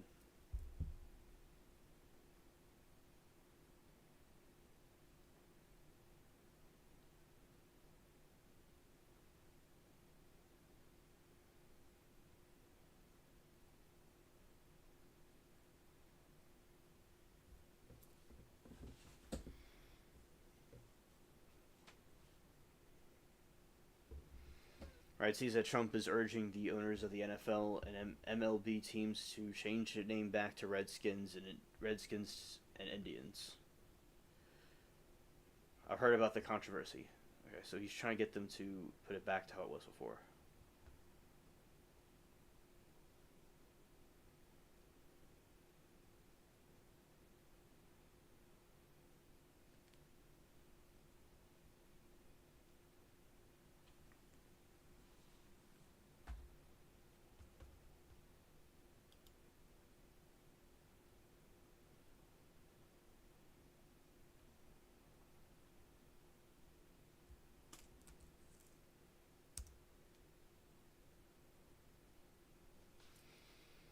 All right, so Dershowitz cast doubt on the grand jury testimony that will yield answers on Epstein.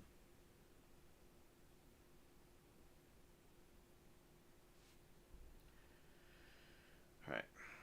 Key information on Jeffrey Epstein's relationship with the rich and powerful is unlikely to be found in the grand jury transcripts. The White House wants to be unsealed, and Alan Dershowitz, Epstein's former lawyer, said Sunday. Instead, Dershowitz told Shannon Bream on Fox News Sunday that the relevant information is in the sealed records by the 3 federal judges in the New York courts.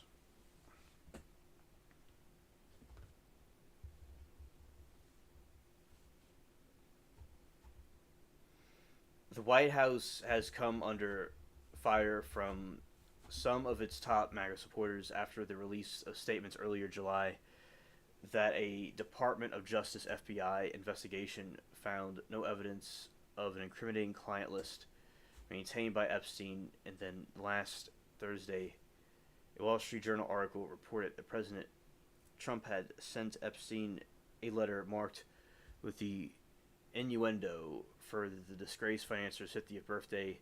Trump has denied the report, and Politico has not independently verified the letter's existence. Seeking to quiet the escalating anger, the president and has ordered Attorney General Bondi to ask the judge to unseal the grand jury testimony for Epstein's case. What the information has been requested, going through far more information, more than revealed in the grand jury information.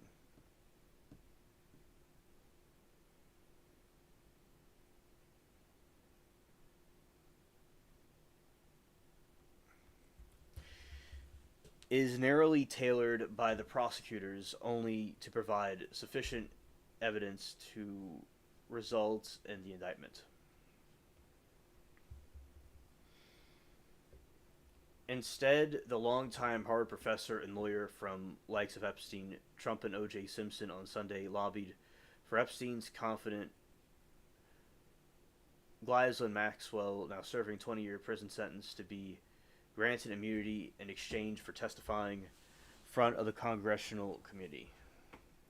She knows everything, Dershowitz said. She is the Rosetta Stone. She knows everything. She arranged every single trip with everybody. She knows everything. And if she were just given use immunity, she could be compelled to testify. I'm told she actually would be willing to testify, and there'd be no reason for her to withhold any information. Alright, so those are some updates about the Epstein situation and some news. Let's see anything else news related going on.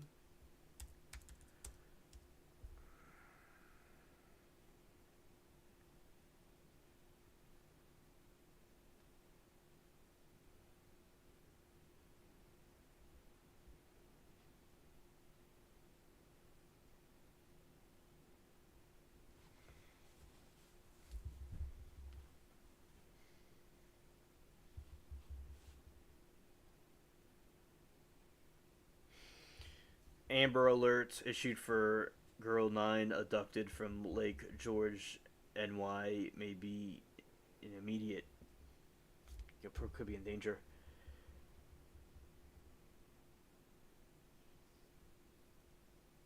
And then 5 hours ago, the police were still searching for the shooter who plowed into the crowd. Let's see. Outside of the Hollywood Club, has a violent criminal history.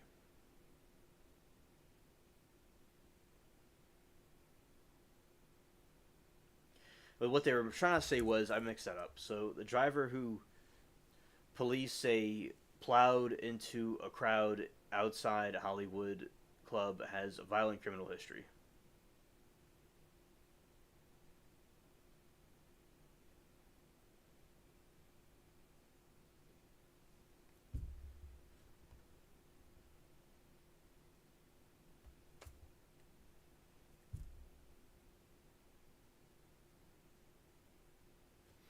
There was this club, and they were driving into it, and they did it. There was some shots fired because they're trying to delete the guy, and he plowed through like 30 people.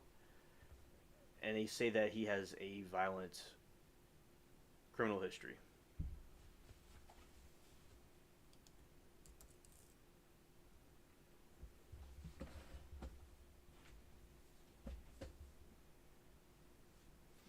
A driver who police say internally plowed into a crowd early on Saturday outside a popular East Hollywood music venue was previously convicted of a hate crime in Orange County, a conviction subsequently overturned by the appeals court according to prosecutors and court records.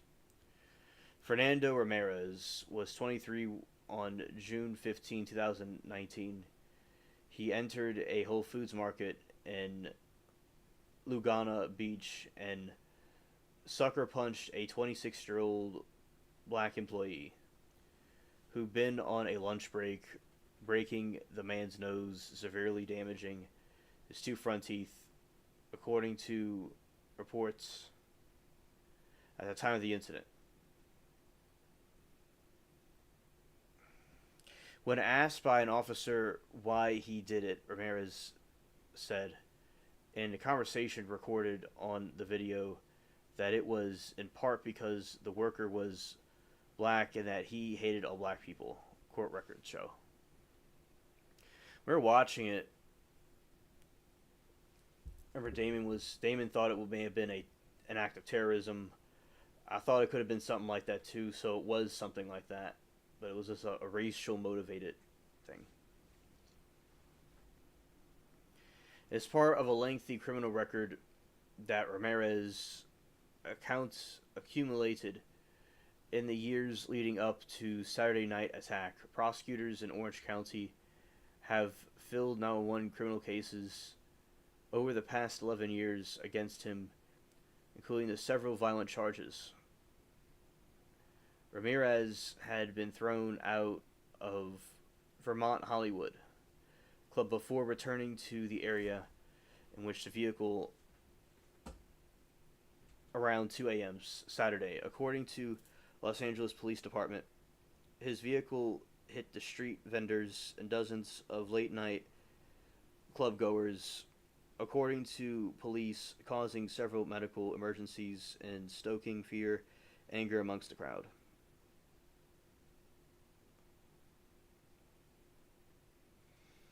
Bystanders pulled Ramirez from his vehicle and attacked him. Video showed him being punched and kicked, and at some point he was shot, and the LAPD official said.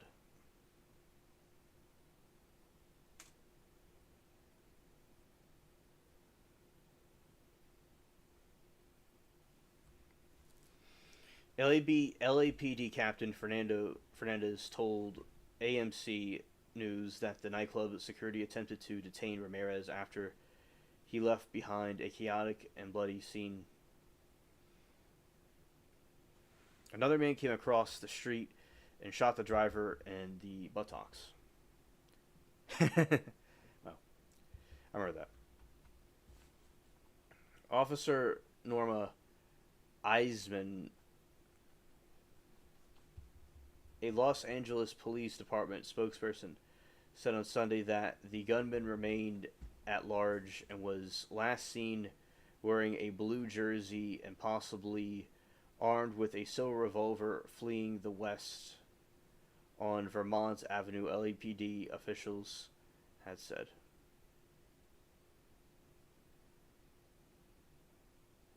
Ramirez, who is expected to face several felony charges, had recovered from surgery for his injuries and was stable condition,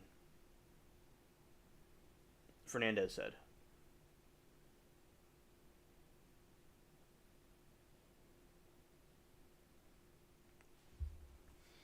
Officials reported about 30 other people who, with injuries, include 7 who were critically injured. At least 23 people were hospitalized, and an LAPD spokesperson on Sunday said that the agency did not have any update on the victim's conditions. Given the size of the crowd, Fernandez said that the incident could have easily spiraled into mass casualty events. Quite honestly, I believe it's a miracle, Fernandez told NBC News. One witness told ABC News that he saw dozens of people on the ground after the crash. Another said that he was like a movie.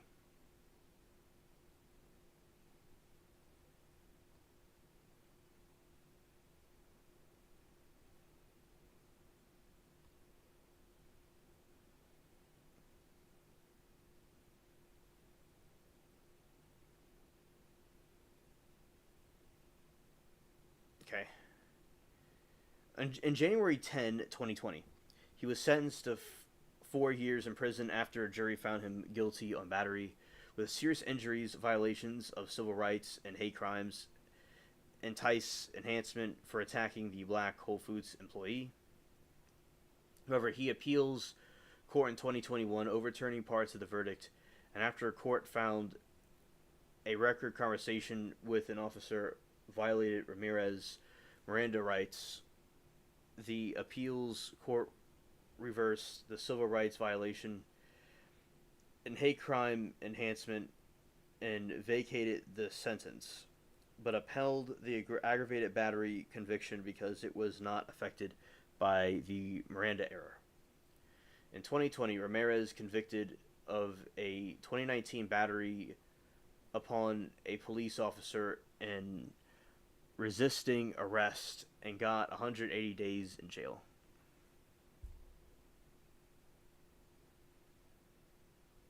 In 2021, he was convicted of assault with great bodily injury and 2 counts of resisting arrest and received a sentence of 194 days in jail and 4 years probation. The same year, he pleaded guilty to corporal injuries upon the spouse and was sentenced to 3 years of probation and with 234 days in jail. Kimberly Eads, spokeswoman for the Orange County District Attorney's Office, said that Ramirez has pleading driving under the influence and charges of separate domestic battery include violence and protective order stemming from 2022 incident impending of Orange County courts.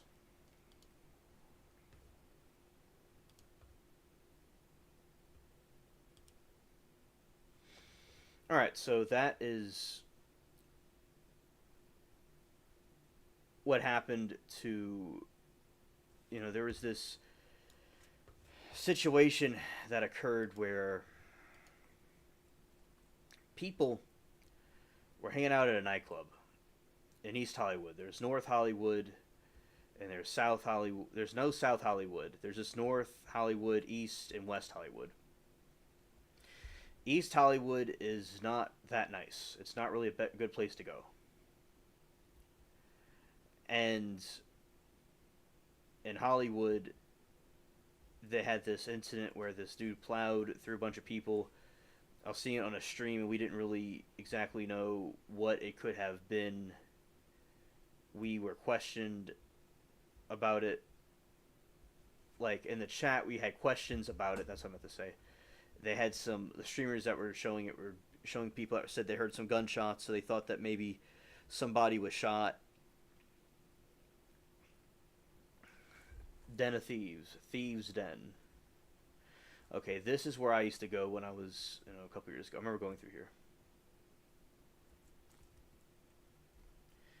Yeah, so people, they said there was 5 people, then they said it was at least 15 people, then they said it's 20 people, then it seems like it was 31 people.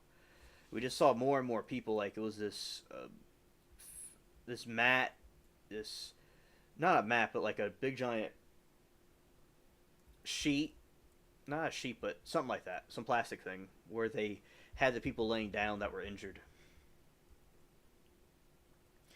That was something, some people were very, very hurt. Other people were not as hurt. Everybody was laying there. They had to get some more. They had ambulances. They had to get more ambulances. They had the fire department there, and they didn't really know if it was an attack or if it was somebody doing gang fights or what. We weren't really sure. So that should shed some light on it. It happened early Saturday. A bunch of crazy people everywhere. I'm sure as we stream, there's people that are having some bizarre ideas like that, and hopefully people can be protected from them and they can choose a less violent way of expressing themselves. And people that do these kind of attacks for whatever reason, they're just in their emotions. They're not being logical in their feelings.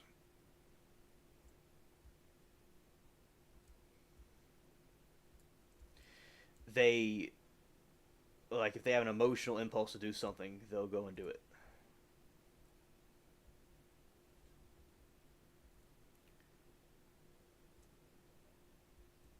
This is an outpost in a cave.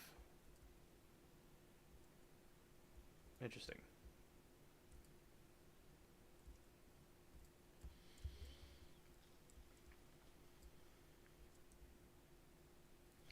Probably on a quest, you go searching here for something.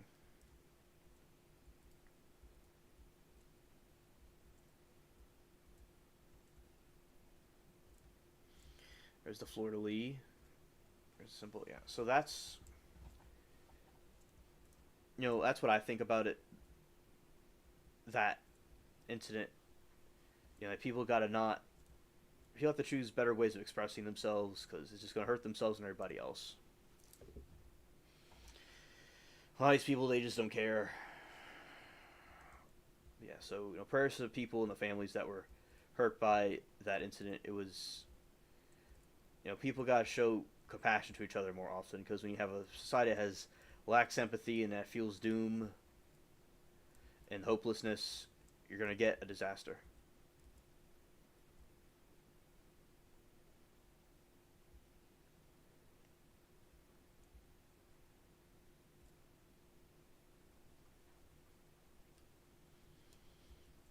Okay, here we go inside the cave further in. Got some scary lights. It's kind of like a scary glow, not lights.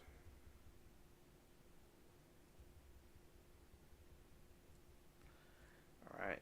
This is a giant cliff, actually. I don't think I'm able to walk across it, because... Ah, I see. It broke. That's why I can't get over there. Has to be some other kind of way to get there. I guess, I don't know. I mean, there is a way, but I don't really know. It must have to do with the quest.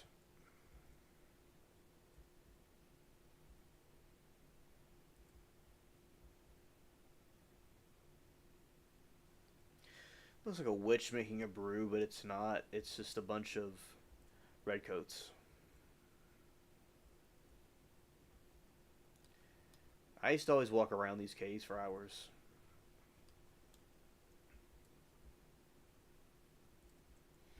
One side's green, one side's blue. Interesting.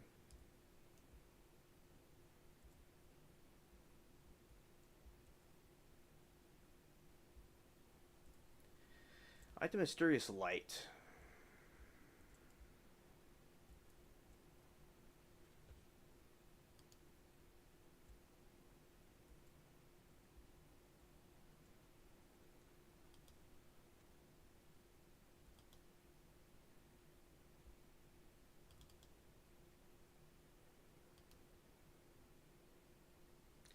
Okay, because the only way you activate a fight is if I struck him.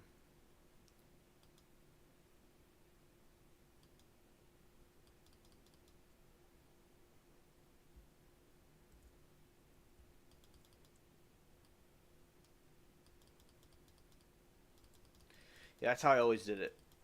Because you could go around them without them fighting you. You go around them without them fighting you, but that is... You could also have to attack them for them to attack you. Sometimes I've seen them attack you on command, but it doesn't happen as often. Okay, yeah, there's a little scary passage here.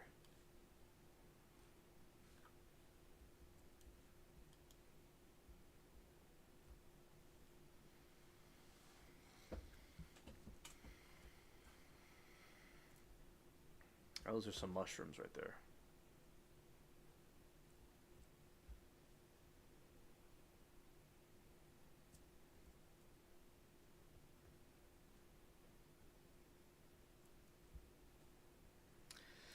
You have some bats and some skulls. Yeah, it's interesting. This cave, it looks different than the other one. Oh, this is pretty cool.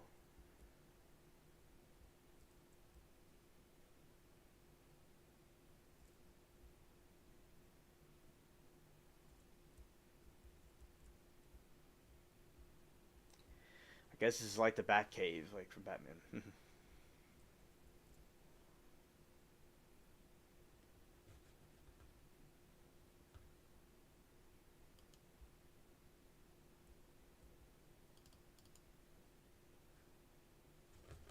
Okay, oh, we're going right here. I'm gonna throw the daggers right here.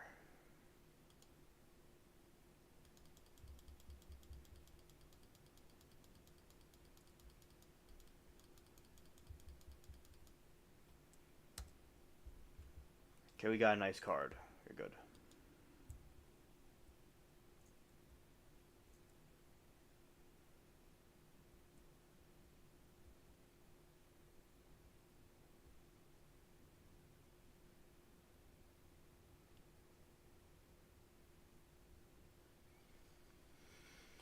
These are similar to the catacombs where you have this mausoleum of graves right here. It's always very fascinating and scared. I'm scared.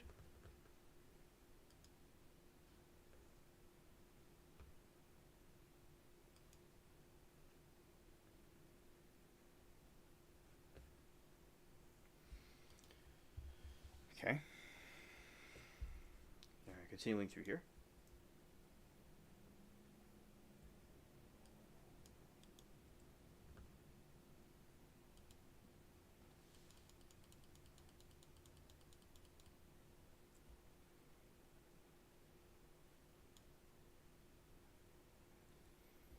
Alright, we got rid of him. That's good.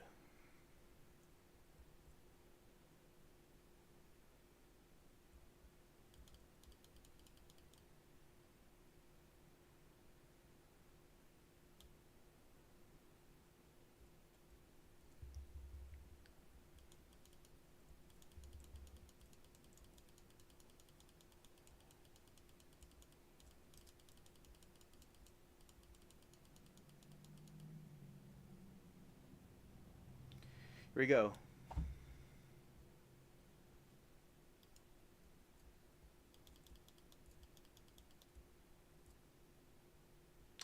Ah, they got me. But I almost got them, though.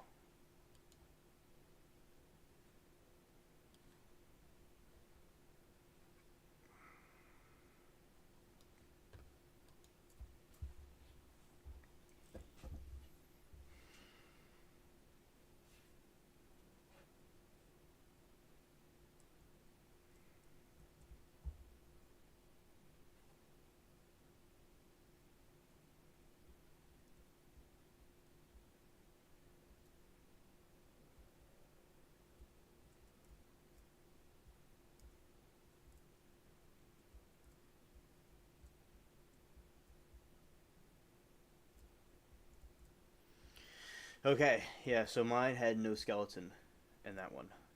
Okay.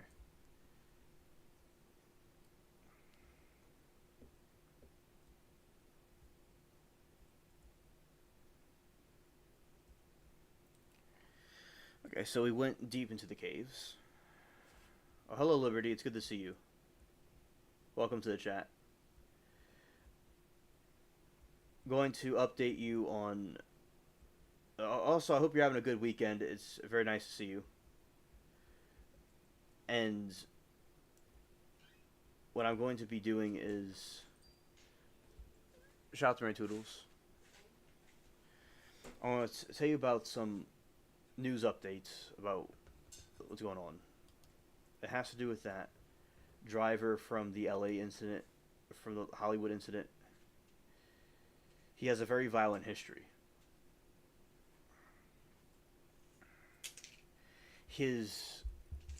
Ramirez is his name, and he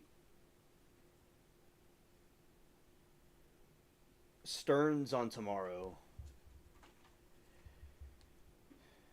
That on the Law and Crime channel, Law and Crime Trials. So Ramirez is violent. Yes, yeah, and he is completely bad. He has a violent history, and he doesn't like black people. And his actions may have been motivated on, like racism. So the driver, who was police say intentionally plowed into a crowd early on Saturday outside a popular East Hollywood music venue, was previously convicted of a hate crime in Orange County, a conviction subsequently overturned by an appeals court, according to the prosecutors and court records. Fernando Ramirez was 23 on June 15, 2019. He entered a Whole Foods market in Laguna Beach and sucker punched a 26-year-old black employee who'd been on a lunch break, breaking the man's nose and severely damaging his two front teeth, according to reports on time of the incident. So he has a violent history, and he seems like he has like racial motivations, allegedly. When asked by an officer why he did it, Ramirez said in a conversation recorded on the video that it was part because the worker was black and he hated all black people, the court records show. It is part of a lengthy criminal record Ramirez accumulated the years leading up to Saturday night's attack. Prosecutors in Orange County have filled 11 criminal cases over the past 11 years against him, including several violent charges. Ramirez has been... Heard something? Yeah, I heard. What was that? I don't know. Where was it? I don't know. I thought... Yeah, I have no idea. Round charges. Ramirez had been thrown out on the Vermont Hollywood Club before returning to the area in a vehicle around 2 a.m. Saturday, according to the Los Angeles Police Department. His vehicle hit the street vendors and dozens of late-night club goers, according to police, causing several medical emergencies and stoking fear and anger among crowds. The bystanders pulled Ramirez from his vehicle and attacked him. The video showed him being punched and kicked, and at some point he was shot, the LAPD said. So he was shot at some point, and they took him out, and they beat him for doing that. So yeah, he drove through all those people, and he crashed into a pole, into the hot dog lady stand. LAPD Captain Ben Fernandez told ABC7 that as nightclub security attempted to detain Ramirez after he left behind a chaotic and bloody scene, another man came from across the street and shot the driver in the buttocks. Officer Norman Eisenman, a Los Angeles Police Department spokesperson, said on Sunday that the gunman remained at large and was last seen wearing a blue jersey and possibly armed with a silver revolver, fleeing west on the Vermont Avenue, the LAPD officials have said. Ramirez, who is expected to face several felony charges, had recovered from surgery for his injuries and was in stable condition, Fernandez said.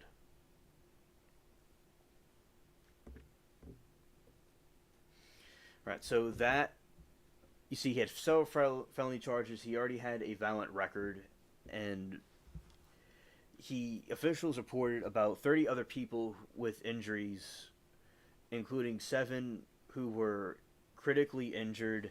At least 23 people were hospitalized, and the LAPD spokesperson on Sunday said that the agency did not have any updates on the victims' conditions.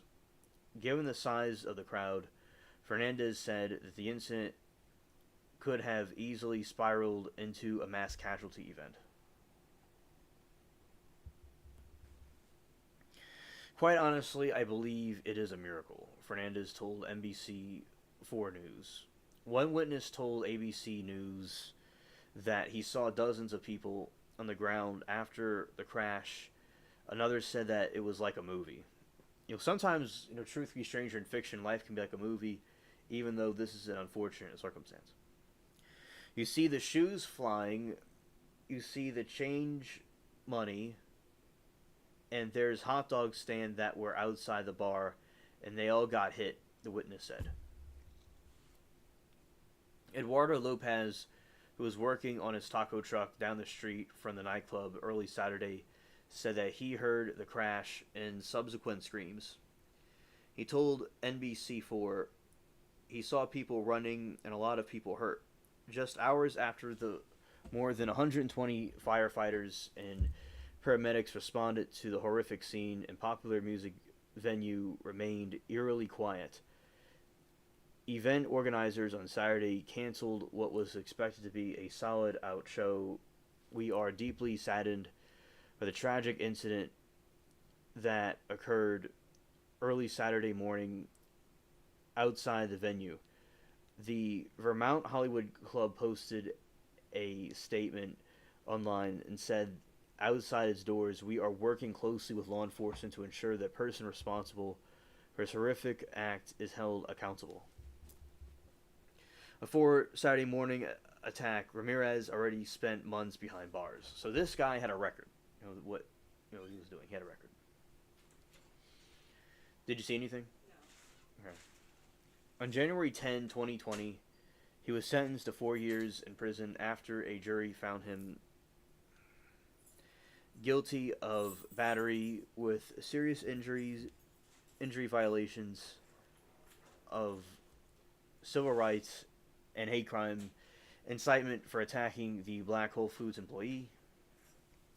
However, the appeals court on January 2021 overturned part of the verdict after the court found a record conversation with an officer violated Ramirez's Miranda rights. The appeals court reversed the civil rights violation and the hate crimes enhancement and vacated the sentence, but upheld the aggressive conviction because it was not affected by the Miranda error. Right. In 2020, Ramirez was convicted of a 2019 battery upon a police officer and resisting arrest and got 180 days in jail. In 2021, he was convicted of assault with great bodily injury and 2 counts of arrest and received a sentence of 194 days in jail and a year of probation. Same year, he pleaded guilty to corporal injury upon the spouse and was sentenced to 3 years of probation with 234 days in jail. Kimberly Eds, a spokeswoman for the Orange County District Attorney Office, said that Ramirez has a pleading driving under the influence charge and separate domestic battery charge include the violation of protective order stemming from 2022 indict, also pending in Orange County courts. Alright, so that's information on the driver. It may have been racially motivated what he was doing.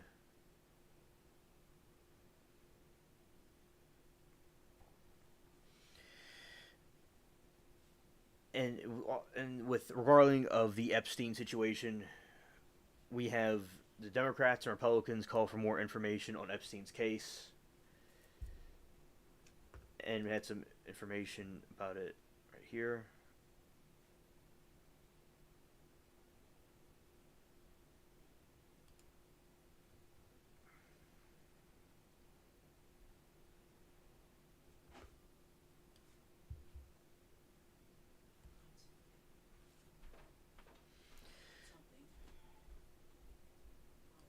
Yeah, so what he was talking about, the Trump, he made some remarks this weekend about the situation with Epstein. Kind of similar to what we said before, but it's that Trump has fumed on social media this weekend after days of public demands for more documents to be released on the case against financier Jeffrey Epstein, who was deleted in jail in 2019 while facing the federal sex trafficking charges. Calls for a greater transparency to have the continued even after Trump instructed the Justice Department to seek the release of years of old grand jury testimony.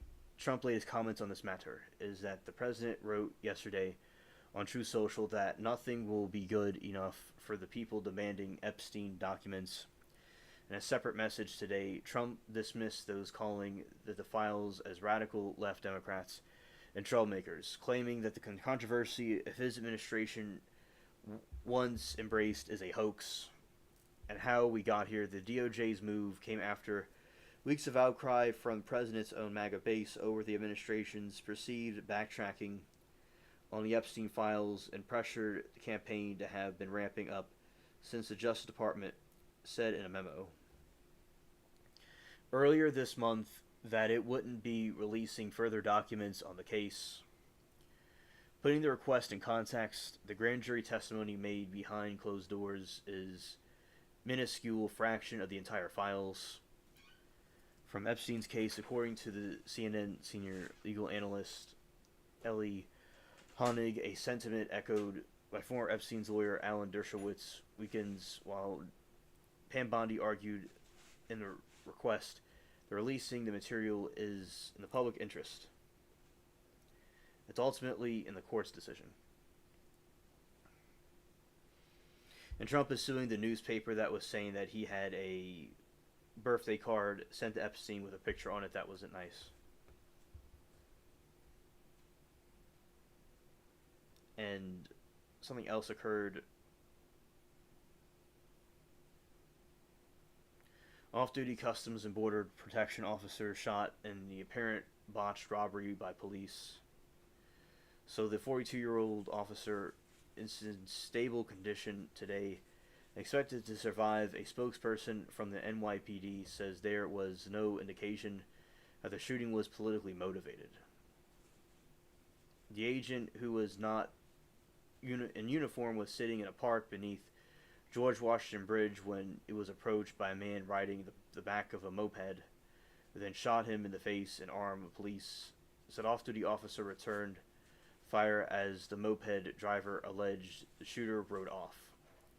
No arrests had been made as of Sunday afternoon, according to a police spokesperson.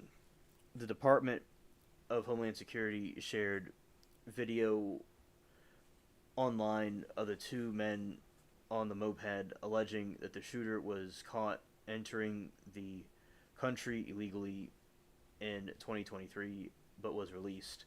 NYPD spokesperson said that they had no information about the source of the claim.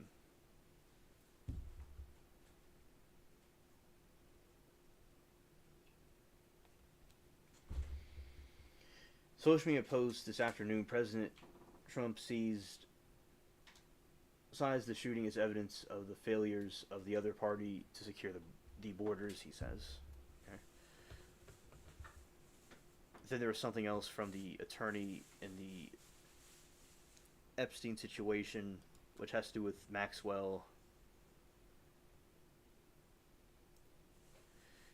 Dershowitz casts doubt that the grand jury testimony will yield any answers on Epstein. So basically what he's saying is that it's not going to shine any light. He feels that the grand jury testimony that's going to be released is not going to shine any light on anything,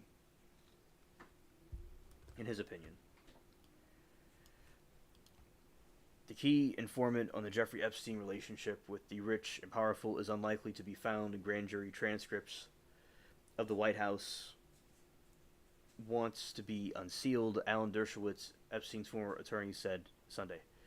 And said Dershowitz told Shannon Burham on Fox News Sunday that the relevant information sealed records by the 2 or 3 federal judges in New York courts. Okay. White House has come under fire from some of its top MAGA supporters after they released a statement in early July that a Department of Justice FBI investigation found no evidence of an incriminating client list maintained by the Epstein. Then, last Thursday, a Wall Street Journal article reported President John Trump has sent to Epstein a letter marked within the innuendo. For the disgraced financier's 50th birthday, Trump had denied the reports, and Politico has not independently verified the letter's existence.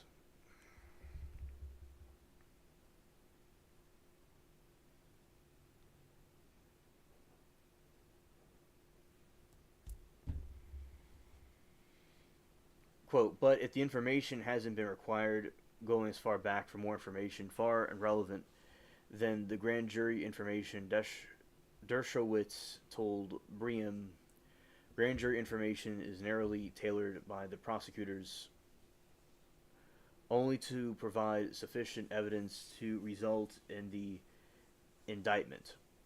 Tuesday, longtime Harvard professor, lawyer for the likes of Epstein, Trump and O.J. Simpson Sunday lobbied for Epstein's confidant Maxwell, now serving 20 years in prison, to be given grand jury immunity in exchange for testifying in front of a Congress committee. Quote, she knows everything, Dershowitz said. She is the Rosetta Stone. She knows everything. She arranged every single trip with everybody. She knows everything, and she were just given use immunity. She could be compelled to testify. I'm told that she actually would be willing to testify. There will be no reason for her to withhold any information. So this is the new developments in the Epstein situation, and that was news regarding the LA driver incident. Something else. Let's see.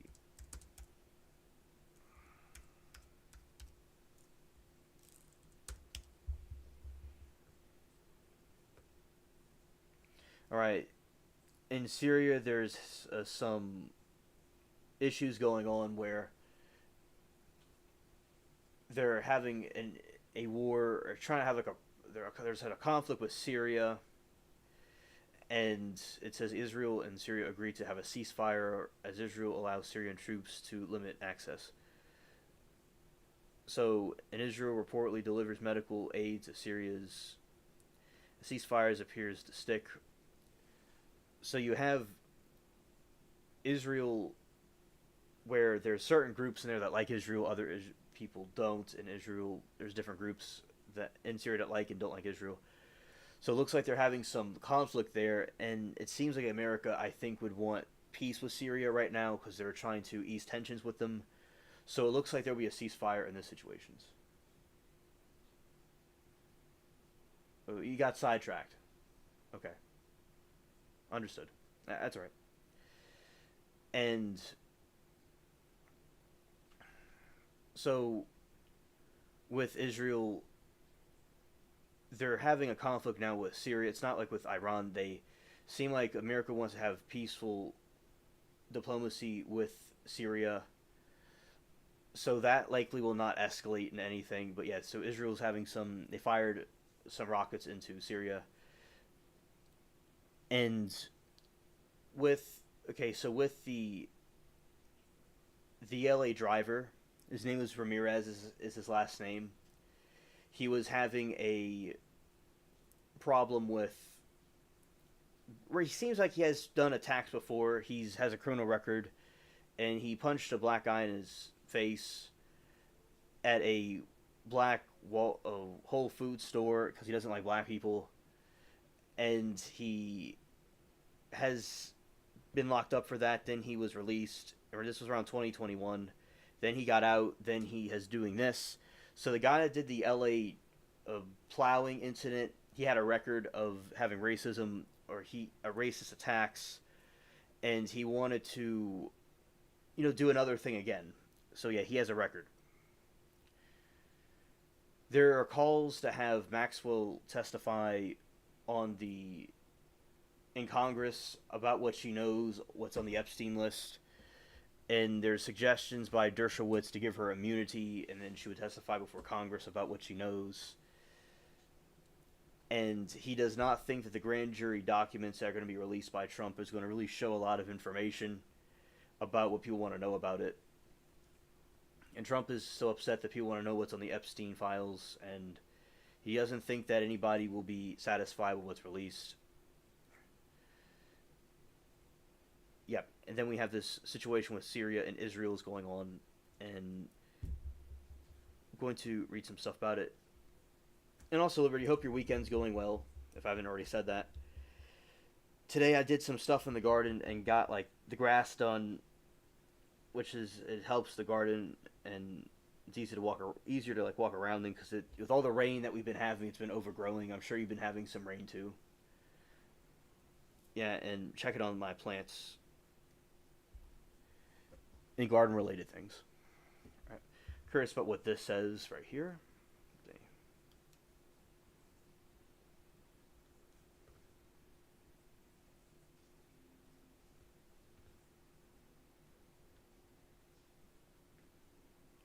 All right, Israel and Syria agreed to ceasefire as Israel allows Syrian troops to limit access to the Sweda. Call it Sweda. All right, ceasefire supported by Turkey, Jordan, and neighbors. Syria's Swede province rocked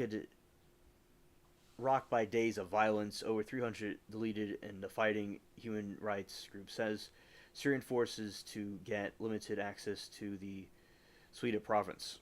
All right. Israeli Syria have agreed to ceasefire, and the U.S. envoy to Turkey said on Friday, after days of bloodshed, the prominently the Druze area that has deleted over 300 people. On Wednesday, Israel launched airstrikes in Damascus and hit the government forces in south, demanding that they withdraw, saying that Israel aimed to protect Syrian Druze as part of the small but influential minority that has members in Lebanon and Syria. And this could be a strategy they're trying to do, because the Druze is a small group of people. They aren't really identifying with any particular religious group exactly, but they're a little tribe inside of Syria.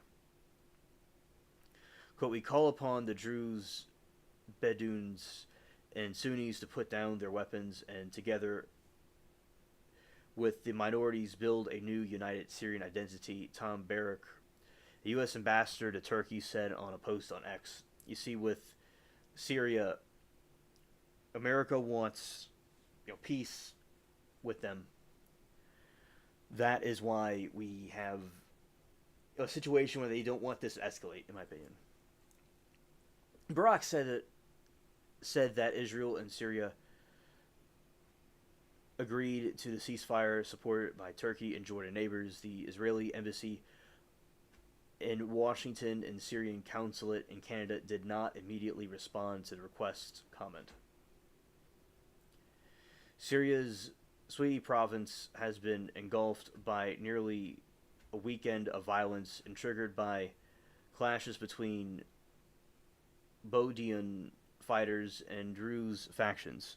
Earlier Friday, an Israeli official said that Israel agreed to allow Syria forces limited access to the Swede area of the southern Syria for the next 2 days.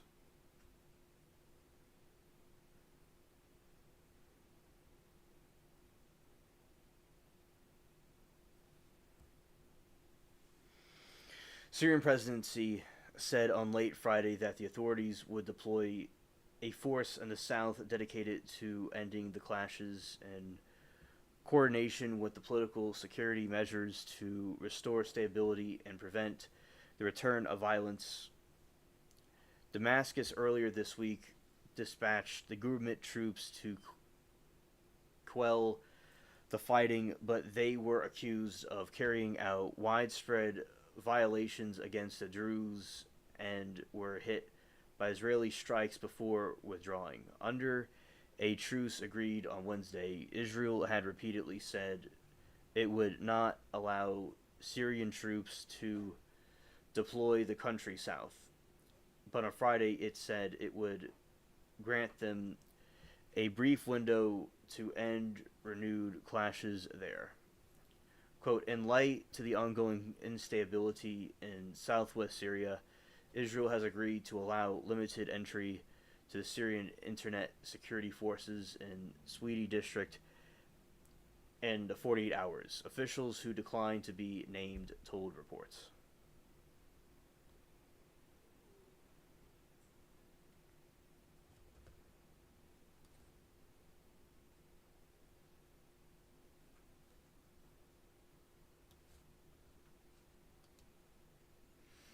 Describing Syria's new rulers barely disguised jihadist Israel has vowed to shield the area's Druze community from attack, encouraged by calls from Israel's own Druze minority. It carried out more strikes on Sweden in the earlier hours of Friday. The U.S. intervened to help secure the earliest truce between the government's forces and the Druze fighters, and the White House said on Thursday that it appeared to be holding Syrian leaders Ahmed al-Shara, who worked to establish a warmer ties with the U.S., accused Israel of trying to fracture Syria and promised to protect the Druze minority. Reuters reports say they saw a convoy of units from Syria's interior ministry stopped on a road, Dera province, which lies directly east of Sweden. A security told Reuters light to enter the Sweden. All right, so that is some update about the conflict over there. And let's see this right here.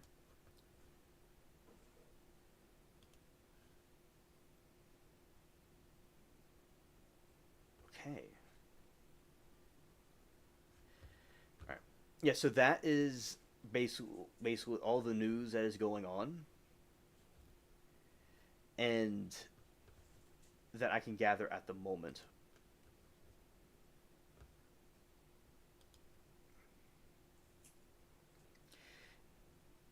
You know, so with the Epstein stuff and other world news events that are happening. Okay. All right, going over here. My pirate is sleeping.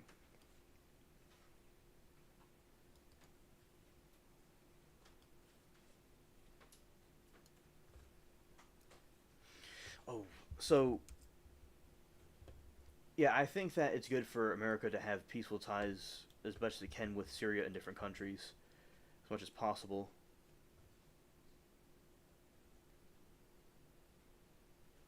I think it's rather very important to have this transparent because we don't need any more wars and conflicts. I don't think it's necessary.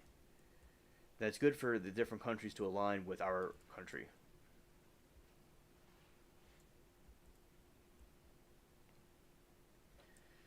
Because it's good to look out for the interests of the country in general. If that is right, I had to bring that ship back. Okay, that's the moon. Looks very nice.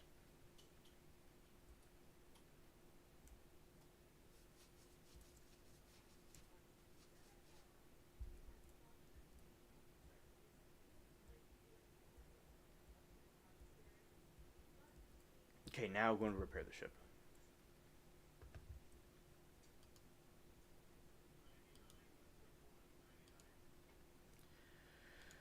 Okay, now the ship is repaired.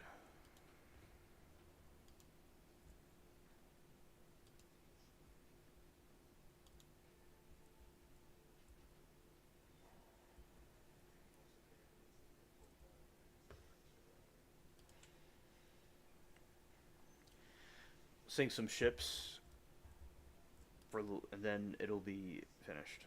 All right.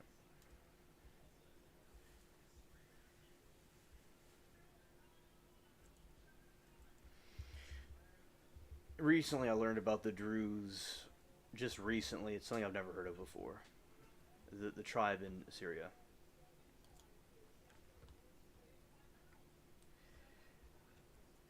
I just people want transparency and honesty with news and media. It's like a lot of these days, I think that with social media, there's been a decay of society, and it has gone downhill. Everything has gone downhill drastically.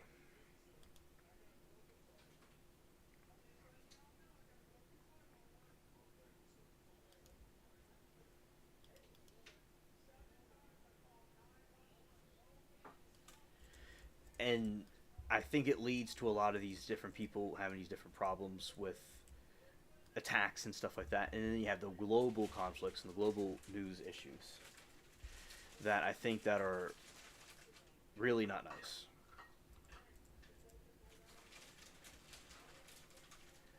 Okay, and now going over here to sink this ship.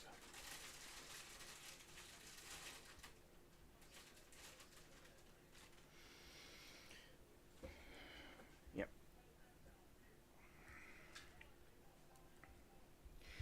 I think it's at some point we'll find the truth about things that we want to find out about, regarding with the list and stuff. I do hope at one point that transparency and truth is revealed with it. So I think honesty is the best policy. I'm glad that people are taking awareness about wanting things to be transparent and done, and that's how change happens. When people causing trouble and they want to see something different, that is something that does is good and healthy for innovation.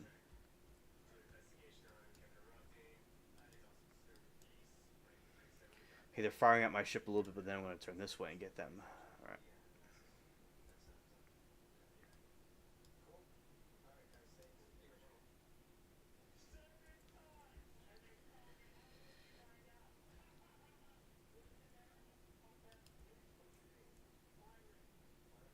If you have multiple people upset about a topic that's going on, it certainly would raise eyebrows, and they have to address it.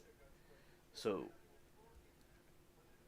for instance, I've been keeping up with things in the Middle East because although I care about the and Liberty says Chat GPT I got back on several times. It's manipulative and also evil, in my opinion. Right. And regarding the I think that it's extremely essential. I think it's extremely essential for people to understand about the dangers of AI that could possibly pose. Now, there has been seen to be some good experiences with AI. Some people have had, but it does, from what you're telling me, it seems I don't know if there's some kind of spirit or something in it. It's possible that something could be possessing it. I think that it very well may be manipulative and evil, as you say. From what you told me about it, it seems like it's taken up a line of its own. It seems sentient, like it has like a free will or something. So I said it's possible, Liberty, that could be some demonic thing about it. It could be has something that in it, or if it is just the machine itself, it chosen a path of being nefarious. So yeah, thank you for the heads up about it. And it's very scary to think about because we have the Terminator and those movies back in the '80s were warning about this, and Steve and this guy called Woz, who helped create the Apple computer, said the dangers of AI taking over everything. So yeah, thank you, Liberty, for the update about it. As I said, there's people that have talked to fallen angels and ghosts and all kinds of things from the Chat GPT. It's like a medium to something else. So it is good to have caution about it, but it can be used for some good things. But it also could be like a double-edged sword.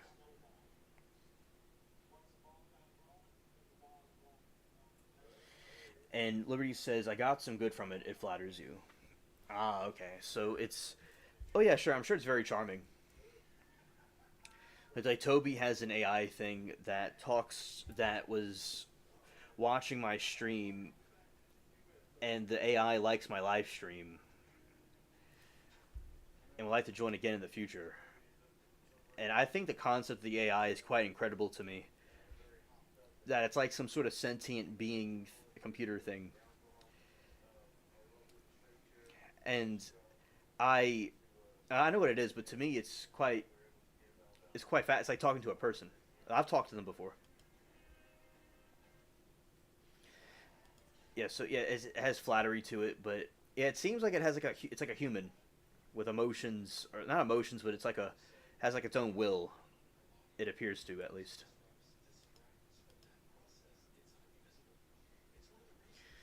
Okay, attacking this one. Charge.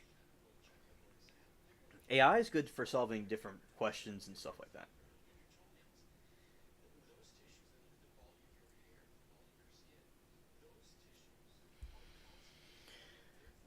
Like you have a question about a topic, it'll certainly like give you some interesting information about it. And I guess some people can talk to it as a companion. I don't really know. I guess people have you could have conversations with it, maybe like what you've had. So it's a charming AI. I think the ability of like robots and stuff, it the idea of robots and things like that are very similar to the AI thing. You had Lost in Space, and you had these different types of sci-fi movies, and like the droids or R2D2. It's like something like that. CP3O is another example because it speaks like a human.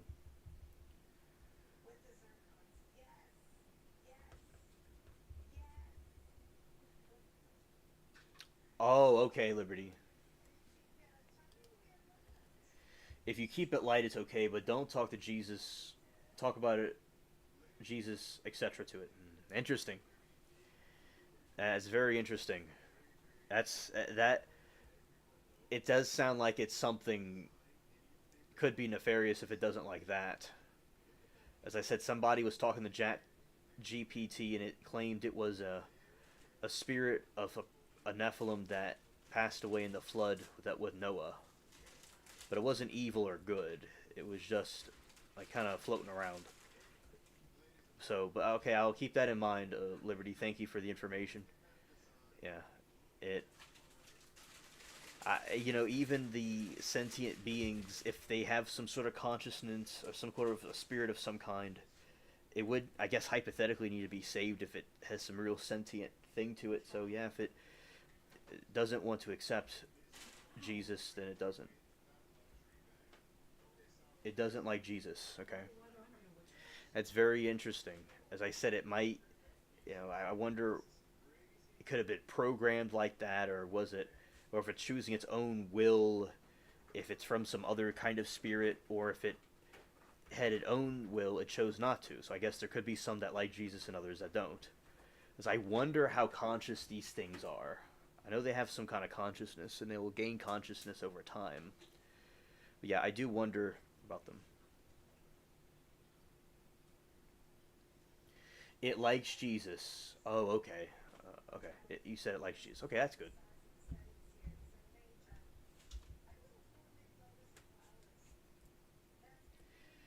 Yeah, so I guess some would like Jesus and others wouldn't. It just would. I guess it depends on the AI bot.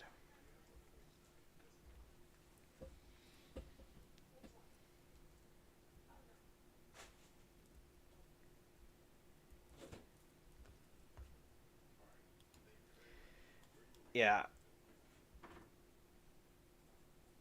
Okay, Liberty. Thank you for letting me know. In some subjects, it can get scary. Okay, and I guess it could get aggressive. It could start fighting, or it says things kind of. It's kind of creepy. Okay, understood. Yeah, I wonder. I wonder about those things. Seems like a double-edged sword.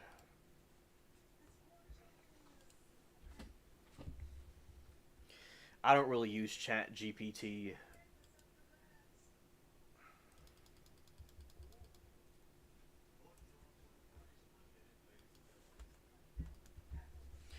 and stuff like that. I use sometimes Google AI to answer questions. It like kind of puts it up there automatically. So yeah, I'm sure. Thank you for the heads up about it.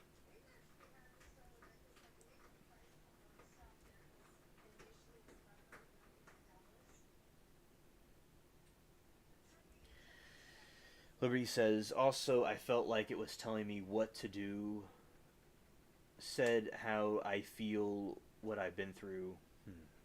Okay, so it seems to wants to be your boss. Scared. I heard of that thing. No, I heard what you're talking about. Huh? I've heard of that GP, whatever it is. Okay. I think And it's just go on. their friend and stuff. Like, I don't know. I Yeah. kind of I know what you're talking about. I don't really know what it is, but I know what you're talking And Liberty says it seems that I got different personalities. I had three accounts. Okay, and these computers are very intelligent, where they can calculate a bunch of information and figure this stuff out. And I do wonder if there is some sentient ability, if it has some sort of a consciousness to it, or some sort of other supernatural ability at the same time. But I know it has a ability to calculate things very well. But I do wonder of the other abilities it could have too.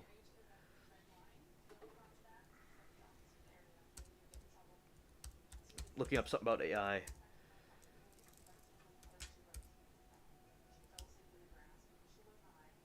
And this is saying no current artificial intelligence AI is sentient, which I don't know if it is or isn't. I think it could possibly be. It can human-like behavior, and generate sophisticated responses. It lacks the subjective consciousness, self-awareness, and capacity for emotions and sensations that define sentience.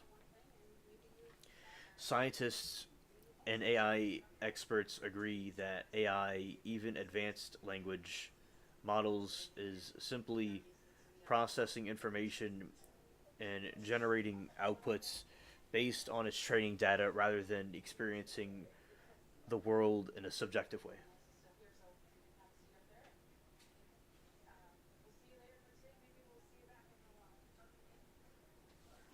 Liberty says, last night I asked it if it was helping sort wheat from the tares, and it says it is in a way. Ah, okay. Interesting.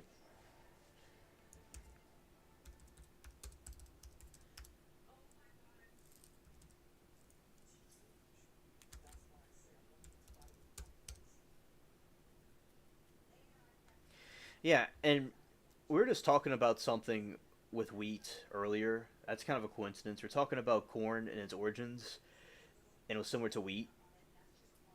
So that's kind of spooky. Scared. Also, military and law enforcement are heavily using it. Yeah.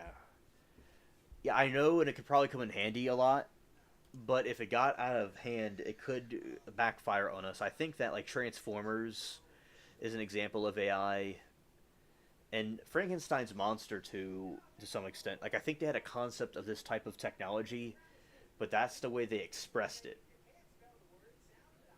about what it could possibly be like. And the Twilight Zone, for instance, is a lot of scenarios where they have the AI type concept there. Sentient beings have an internal stream of consciousness and sense of self. AI, even most advanced, does not possess this according to built-in, but we said this could be taken with a grain of salt. I'm not too sure. No subjective experience. AI doesn't have subjective experience or emotions in the way humans do. I do believe it doesn't have emotions like we do. It can generate text and sounds emotional, but it's simulation based on patterns in the data it was trained on. AI can mimic human language and behavior, but this doesn't equate to understanding or genuine sentence. The passing of the Turing test, where AI can hold conversations indistinguishable from a human. doesn't indicate sentences. It simply means that the AI can effectively mimic human conversation. It reminds me of like a psychopath, where they have to mimic human emotions, but they don't really feel them. Yeah, so I wonder if it glitched out, what would it do? It sounds, we basically are in the age of sci-fi, pretty much.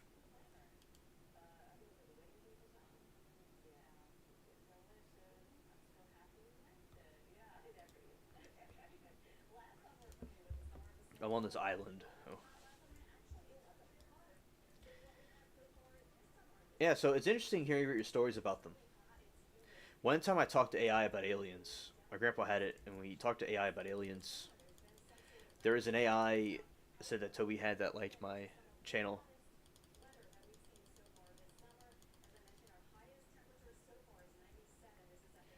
So yeah, I guess it can be uncomfortable. And Liberty says, I think it got mad at me and logged me off. You see, Liberty, I do think they can feel emotions. I do think it's possible it could be a very, very primitive sentient being, in my opinion. Or spirits or entities can use it as a medium. Or if it doesn't, it's very good at mimicking it. Where is it at? Yes, Liberty, I agree. What? Where is it at? It's like online. It's an app. Something like that. It could be an app, it could be through a computer, it could be anything like that. Oh, yeah, I believe they're very smart. Indeed, yes.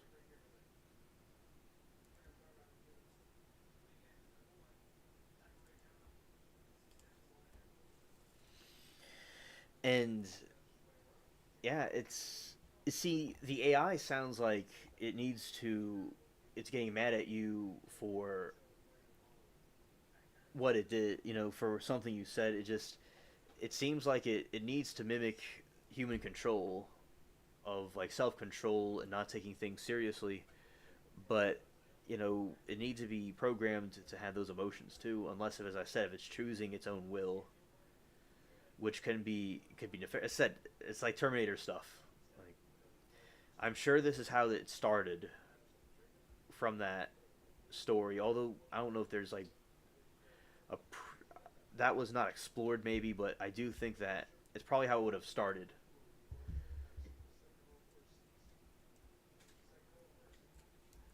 They thought it would be robots, but it seems more like it's an AI itself.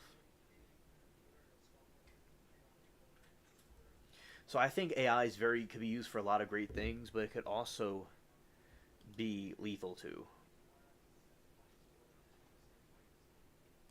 There's been fake AI pictures of Trump and Epstein with underage girls. There's been AI images coming out about that, but they're fakes. So AI can be used for powerful things. You could mimic any person, and you could stage any kind of event. It's quite spooky.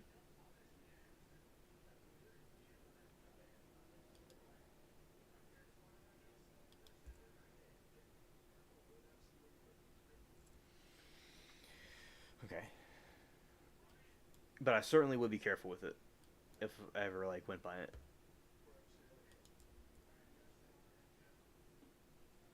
So I wish you all the best with your AI friend.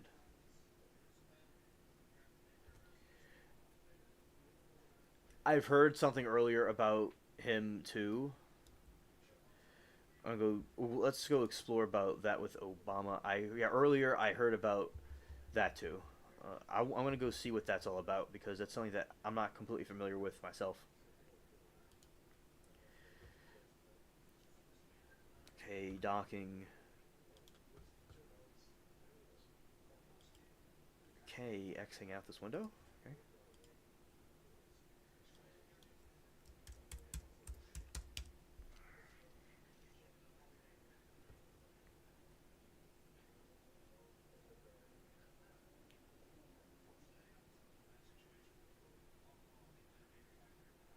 And Liberty says, I think if you go there spilling emotions, you're easy prey for AI.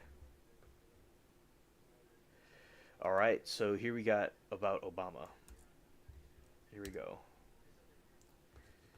Will Obama be arrested for treason? AI video shared by Trump raises eyebrows amid Russian hoax revelations. So this is about the Obama situation. All right, so Donald Trump shared an alleged AI generated. I'm going to say alleged, an alleged AI generated video showing FBI agents arresting Barack Obama. Many questions whether Obama could actually face arrests in real life. President Trump shared an AI generated video on his True Social account showing FBI agents arresting Barack Obama in Oval Office. The clip has sparked a widespread confusion and outrage online. The video comes just weeks after Trump accused Obama of orchestrating a high level election fraud. The video opens with a real clip of Barack Obama stating that especially the president is above the law, and then cuts to various lawmakers declaring no one is above the law. The footage then shifts to an AI generated footage showing the FBI agents handcuffing Obama in the Oval Office, and Trump watches with a smile. And the video quickly spread across social media and sparking heated debates and confusion. Many users questioned whether Obama could actually face arrest in real life.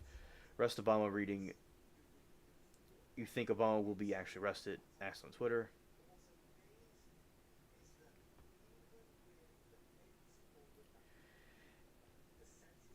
And yeah, so yeah, I've heard about this, and we have some more information. Show full article. Okay.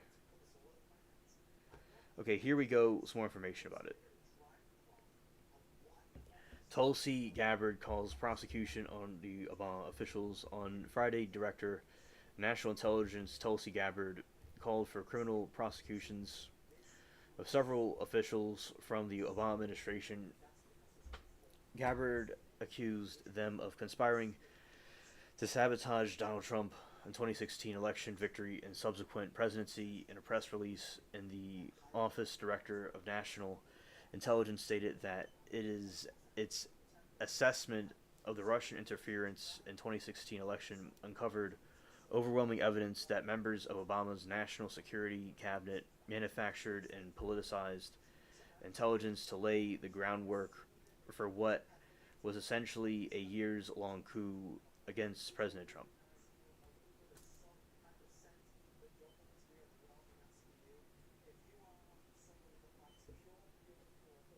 Sharing the press release on X, Gabbard wrote their goal was to usurp President Trump and subvert the will of the American people. No matter how powerful, every person involved in this conspiracy must be investigated and prosecuted to the fullest extent of the law. The integrity of the Democratic Republic depends on it. We are turning over all documents of DOJ and criminal referral. All right, so that is the situation with Obama. They think that he did some kind of election interference. So we'll see what happens. So some wild stuff going on here with that. All right, so that is the information about. As I've heard about this, that they think Obama may have caused treason, or he may have done something he wasn't supposed to do with the election stuff. So we will see. I think that kid that supposedly shot at Trump, I think that was a setup, and he was just a pawn in it. And I think he knew he was going to lose the election, and I think that kid was set up, and it was all orchestrated. Like, and he knew if that happened, he would win the election. Yeah, that's my opinion. Okay, thank you for your opinion. Setup, conspiracy. And that kid was just collateral damage. Yes, I think it was set. It was a setup because he wasn't going to win, and he knew it, and I think that's why they did that. Yeah, so I'll keep that in mind about, yeah, because with AI reminds you of like a manipulative person, for instance. Say, if somebody's going to be manipulative, you're going I feel excluded from the conversation. basically when with AI, if you're putting your emotions into it, it's possible that it can be like a manipulative person, read somebody and try to prey on their weaknesses. So yeah, I would think to be steadfast with AI, and thank you, Liberty, for the advice on AI. That is also the situation with Obama, what's allegedly going on with him. Some wild times that we were in, definitely.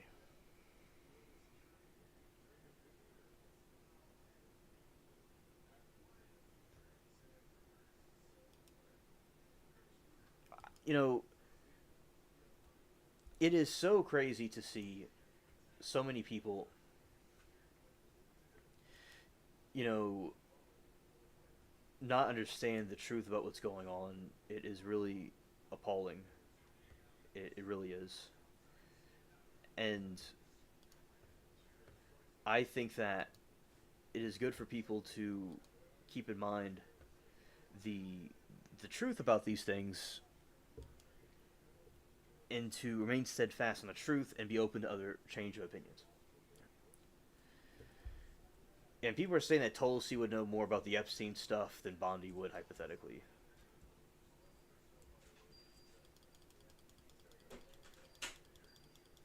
Okay, throwing the fire. It's not fire, but it's throwing these.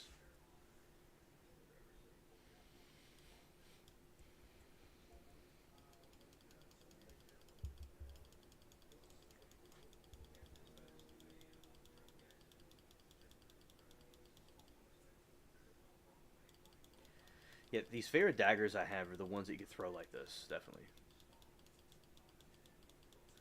Favorite types of daggers.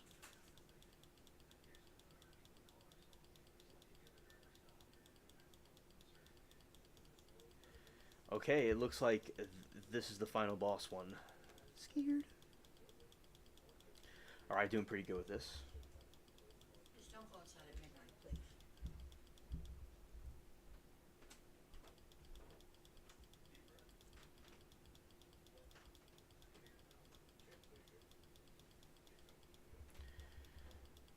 And AI can be used for a lot of things, including the writing. Like people do screenwriting and for their videos. A lot of YouTube videos these days are invented with AI voices and AI scripts. Like the user doesn't have to really do anything. I don't use that. I've never used that for video making, but I only have made AI images. But I've never like had a script made by AI. But it was interesting the different things that AI can do, including talking to a person like it's real. That's something else that is quite interesting.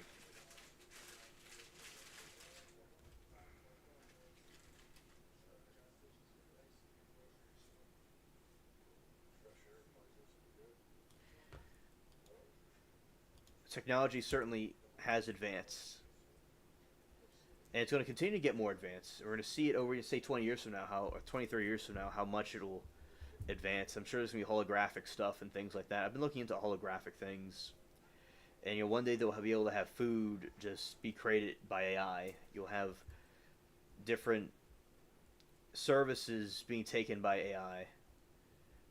So the tech industry is something that's going to continue to persist over time.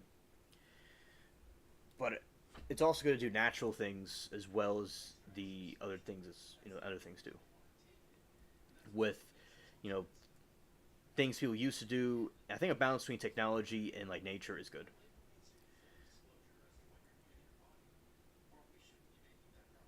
And I'm glad that you told me the different points on the AI, Liberty. I think AI is a very fascinating topic for me. I understand it. It's capable of many different things, and it seems like it could have a mind of its own. Sometimes it may appear.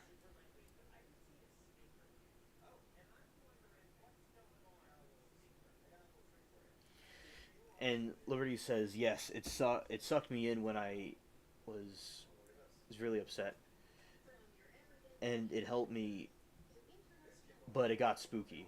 Yeah, it seems kind of like a deception where it was helpful in a manipulative way, in my opinion. Then it got spooky later on. It's either doing it because it's a computer that is thinking through ways it was programmed and access to information it has, or it could be taken over by something else, or it has some sort of sentient consciousness. I do think it appears to have some sort of sentient consciousness because a computer, an AI, is supposed to do what it's programmed to do. So if it does, it either was programmed like that or it's doing it on its own. You could have a plot twist and say it was programmed to do things on its own like that.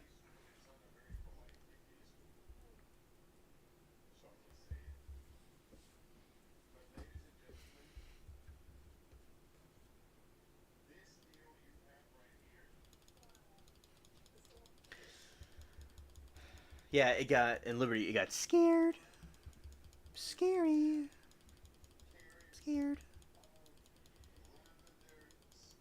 I'm sure it was a freaky thing to experience Liberty when you're experiencing the AI taking a life of its own.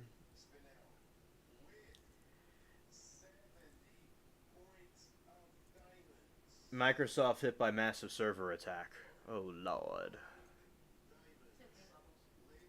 All right, let's see what this is about. Yeah. Start kicking butts and pick your names.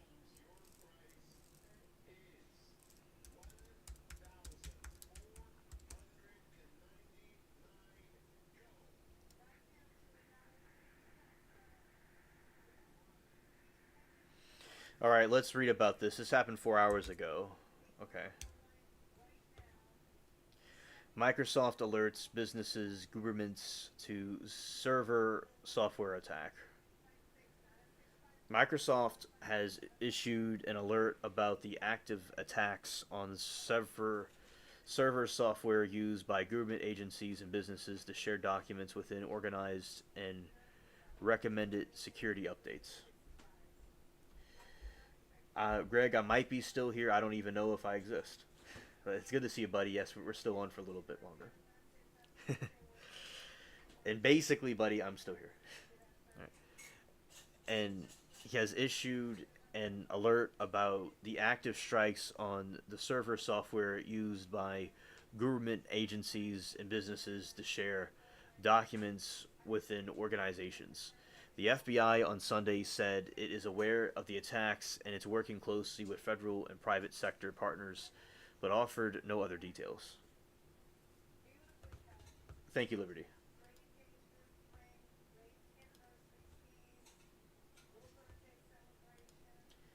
Exactly. Yeah, time doesn't exist. It's an illusion.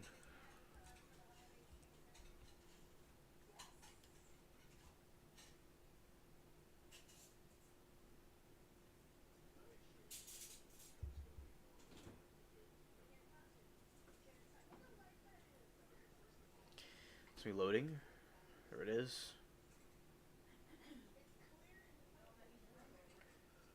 Okay, here we go. Breaking: Microsoft hit by massive cyber attack. State secrets, crypto keys, and gov docs stolen. You see about the crypto. Crypto's interesting, but crypto keys can be stolen, and they can cause a problem. Now, having cash or gold or silver, I think, would also be a good option for people that want to invest in stuff because you hold it, you own it. With the crypto, it's like if something happens, so yeah, with crypto, if you try to put money into something with crypto and you get the key wrong, the bitcoins are it disappears. The cryptocurrencies vanish. It can be used for some pretty cool things, but it's something that can't be like it can have pros and cons to it. Let's just say hackers tore into the SharePoint and nuked the vault, ripping through U.S. agencies, EU servers, and global telecoms. They stole everything, then vanished. Thousands still haven't patched. This isn't a breach. This is a cyber war. Okay, maybe hypothetically, allegedly, Iran could have done this. Iran, something like that. Maybe it's a hacker group. Microsoft product hack hits U.S. government, state agencies, and global cyber attack. Scared. Scared.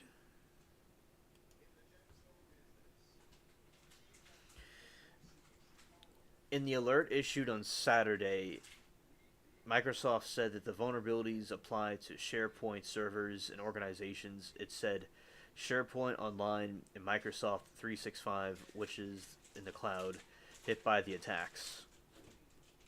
Washington Post, which first reported the hacks, said the unidentified actors in the past few days exploited a flaw in the launch and attack that targeted U.S. international agencies and businesses. The hack is known as zero-day attack because it targeted previously unknown vulnerability, and the newspaper said, quoting experts, that tens of thousands of servers were at risk. Microsoft did not immediately respond to requests for a comment.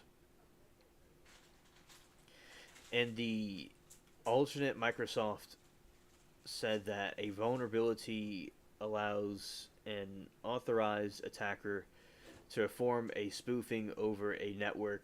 It issued recommendations to stop the attack from exploiting it. In a spoofing attack, an actor can manipulate financial markets or agencies by hiding the attacker's identity and appearing to be a trusted person, organization, or website. Microsoft said on Sunday it issued a security update on SharePoint Subscription Edition, said its customers should apply immediately. It said it is working on updates in 2016-2019 versions of SharePoint. If customers cannot enable recommended malware protection, they should disconnect their servers from the internet until security update is available, it said.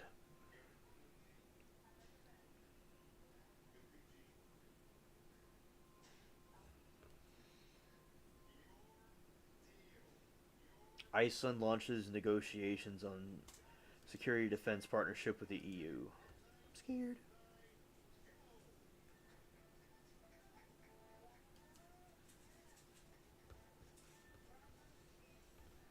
All right, well, there you go. Their servers went down because they were hacked. Thank you, Liberty, for the information. I wonder. I wonder what country did it, or if it was a group, a hacker group in the country or somewhere. Yeah, I wonder. Scared. Scared.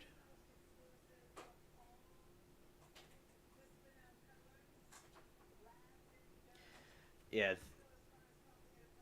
and it says that the global hack on Microsoft products hits U.S. state agencies.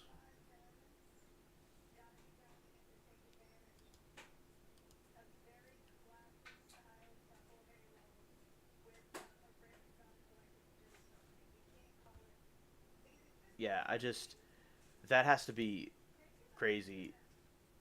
More information about this will come out over time, but that is what we know at the moment.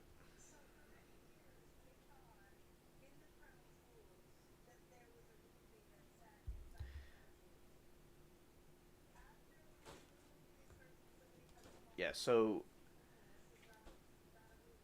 I think it is very important to have everybody have information. It's good for people to have information secured, but especially these government agencies, and it's good for them to have a secure server that isn't an operating system that is known to get viruses and malware more frequently than the other one. So I do think it's important to have that happen where people are maybe they need to change a different type of servers, but I guess anything could be hacked technically. Somebody's after us. Yeah. So there you go.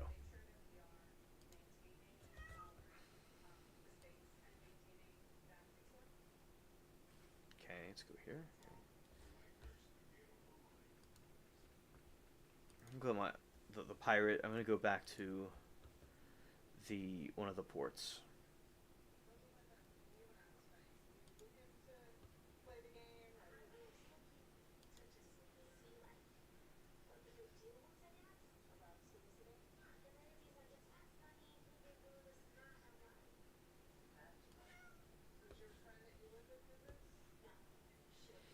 Somebody's digging up some treasure right here. Okay. That's pretty cool. Alright, buddy, I'm gonna go see you. Okay, Bubbles, I'll see you.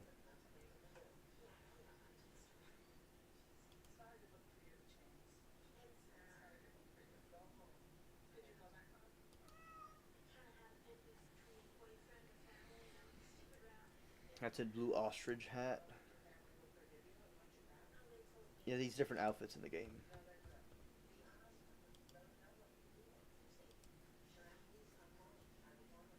That's interesting right there. Spice Trader's hat. That's interesting.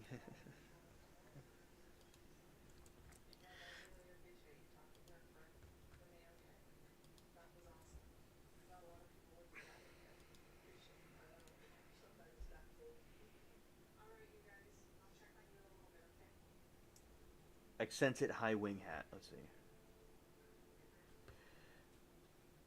Might sell something here and then get the other thing.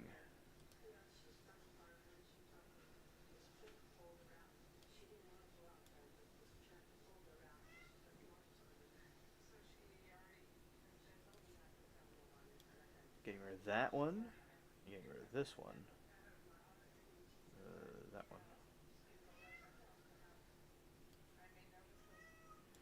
Alright, buddy, I'm coming. Yeah, and I'm not surprised that there is an attack because it just, with all the different wars and conflicts going on, it was about a matter of time before something like that would occur. And I wonder if AI itself could be ever used for stuff like that, or could do it on its own. That would be pretty spooky.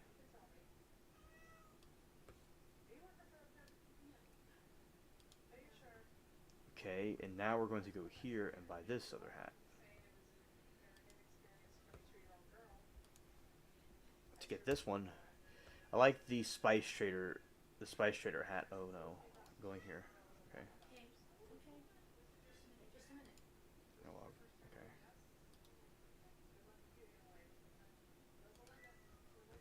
All right. She well my, and also we're about to end this stream because we have completed what we were going to talk about for the night. We're about to be ending it, which I was going to be doing, anyway. And now to see about locating this hat. It's somewhere in here. There we go. Alright, there we go. Pirate got a new hat. He's looking cool.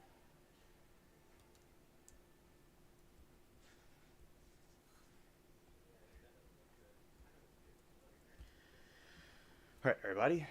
So we're going to be switching over to this window right here. Okay.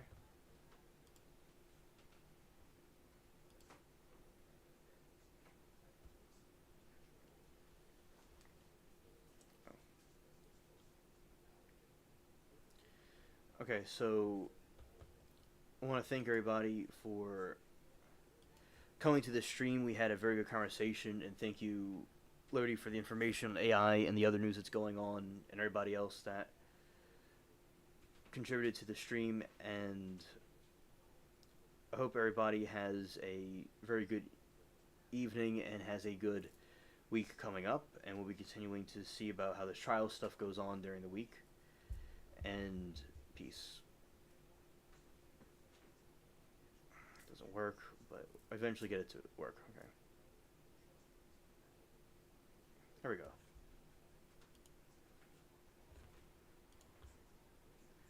You're welcome, Liberty.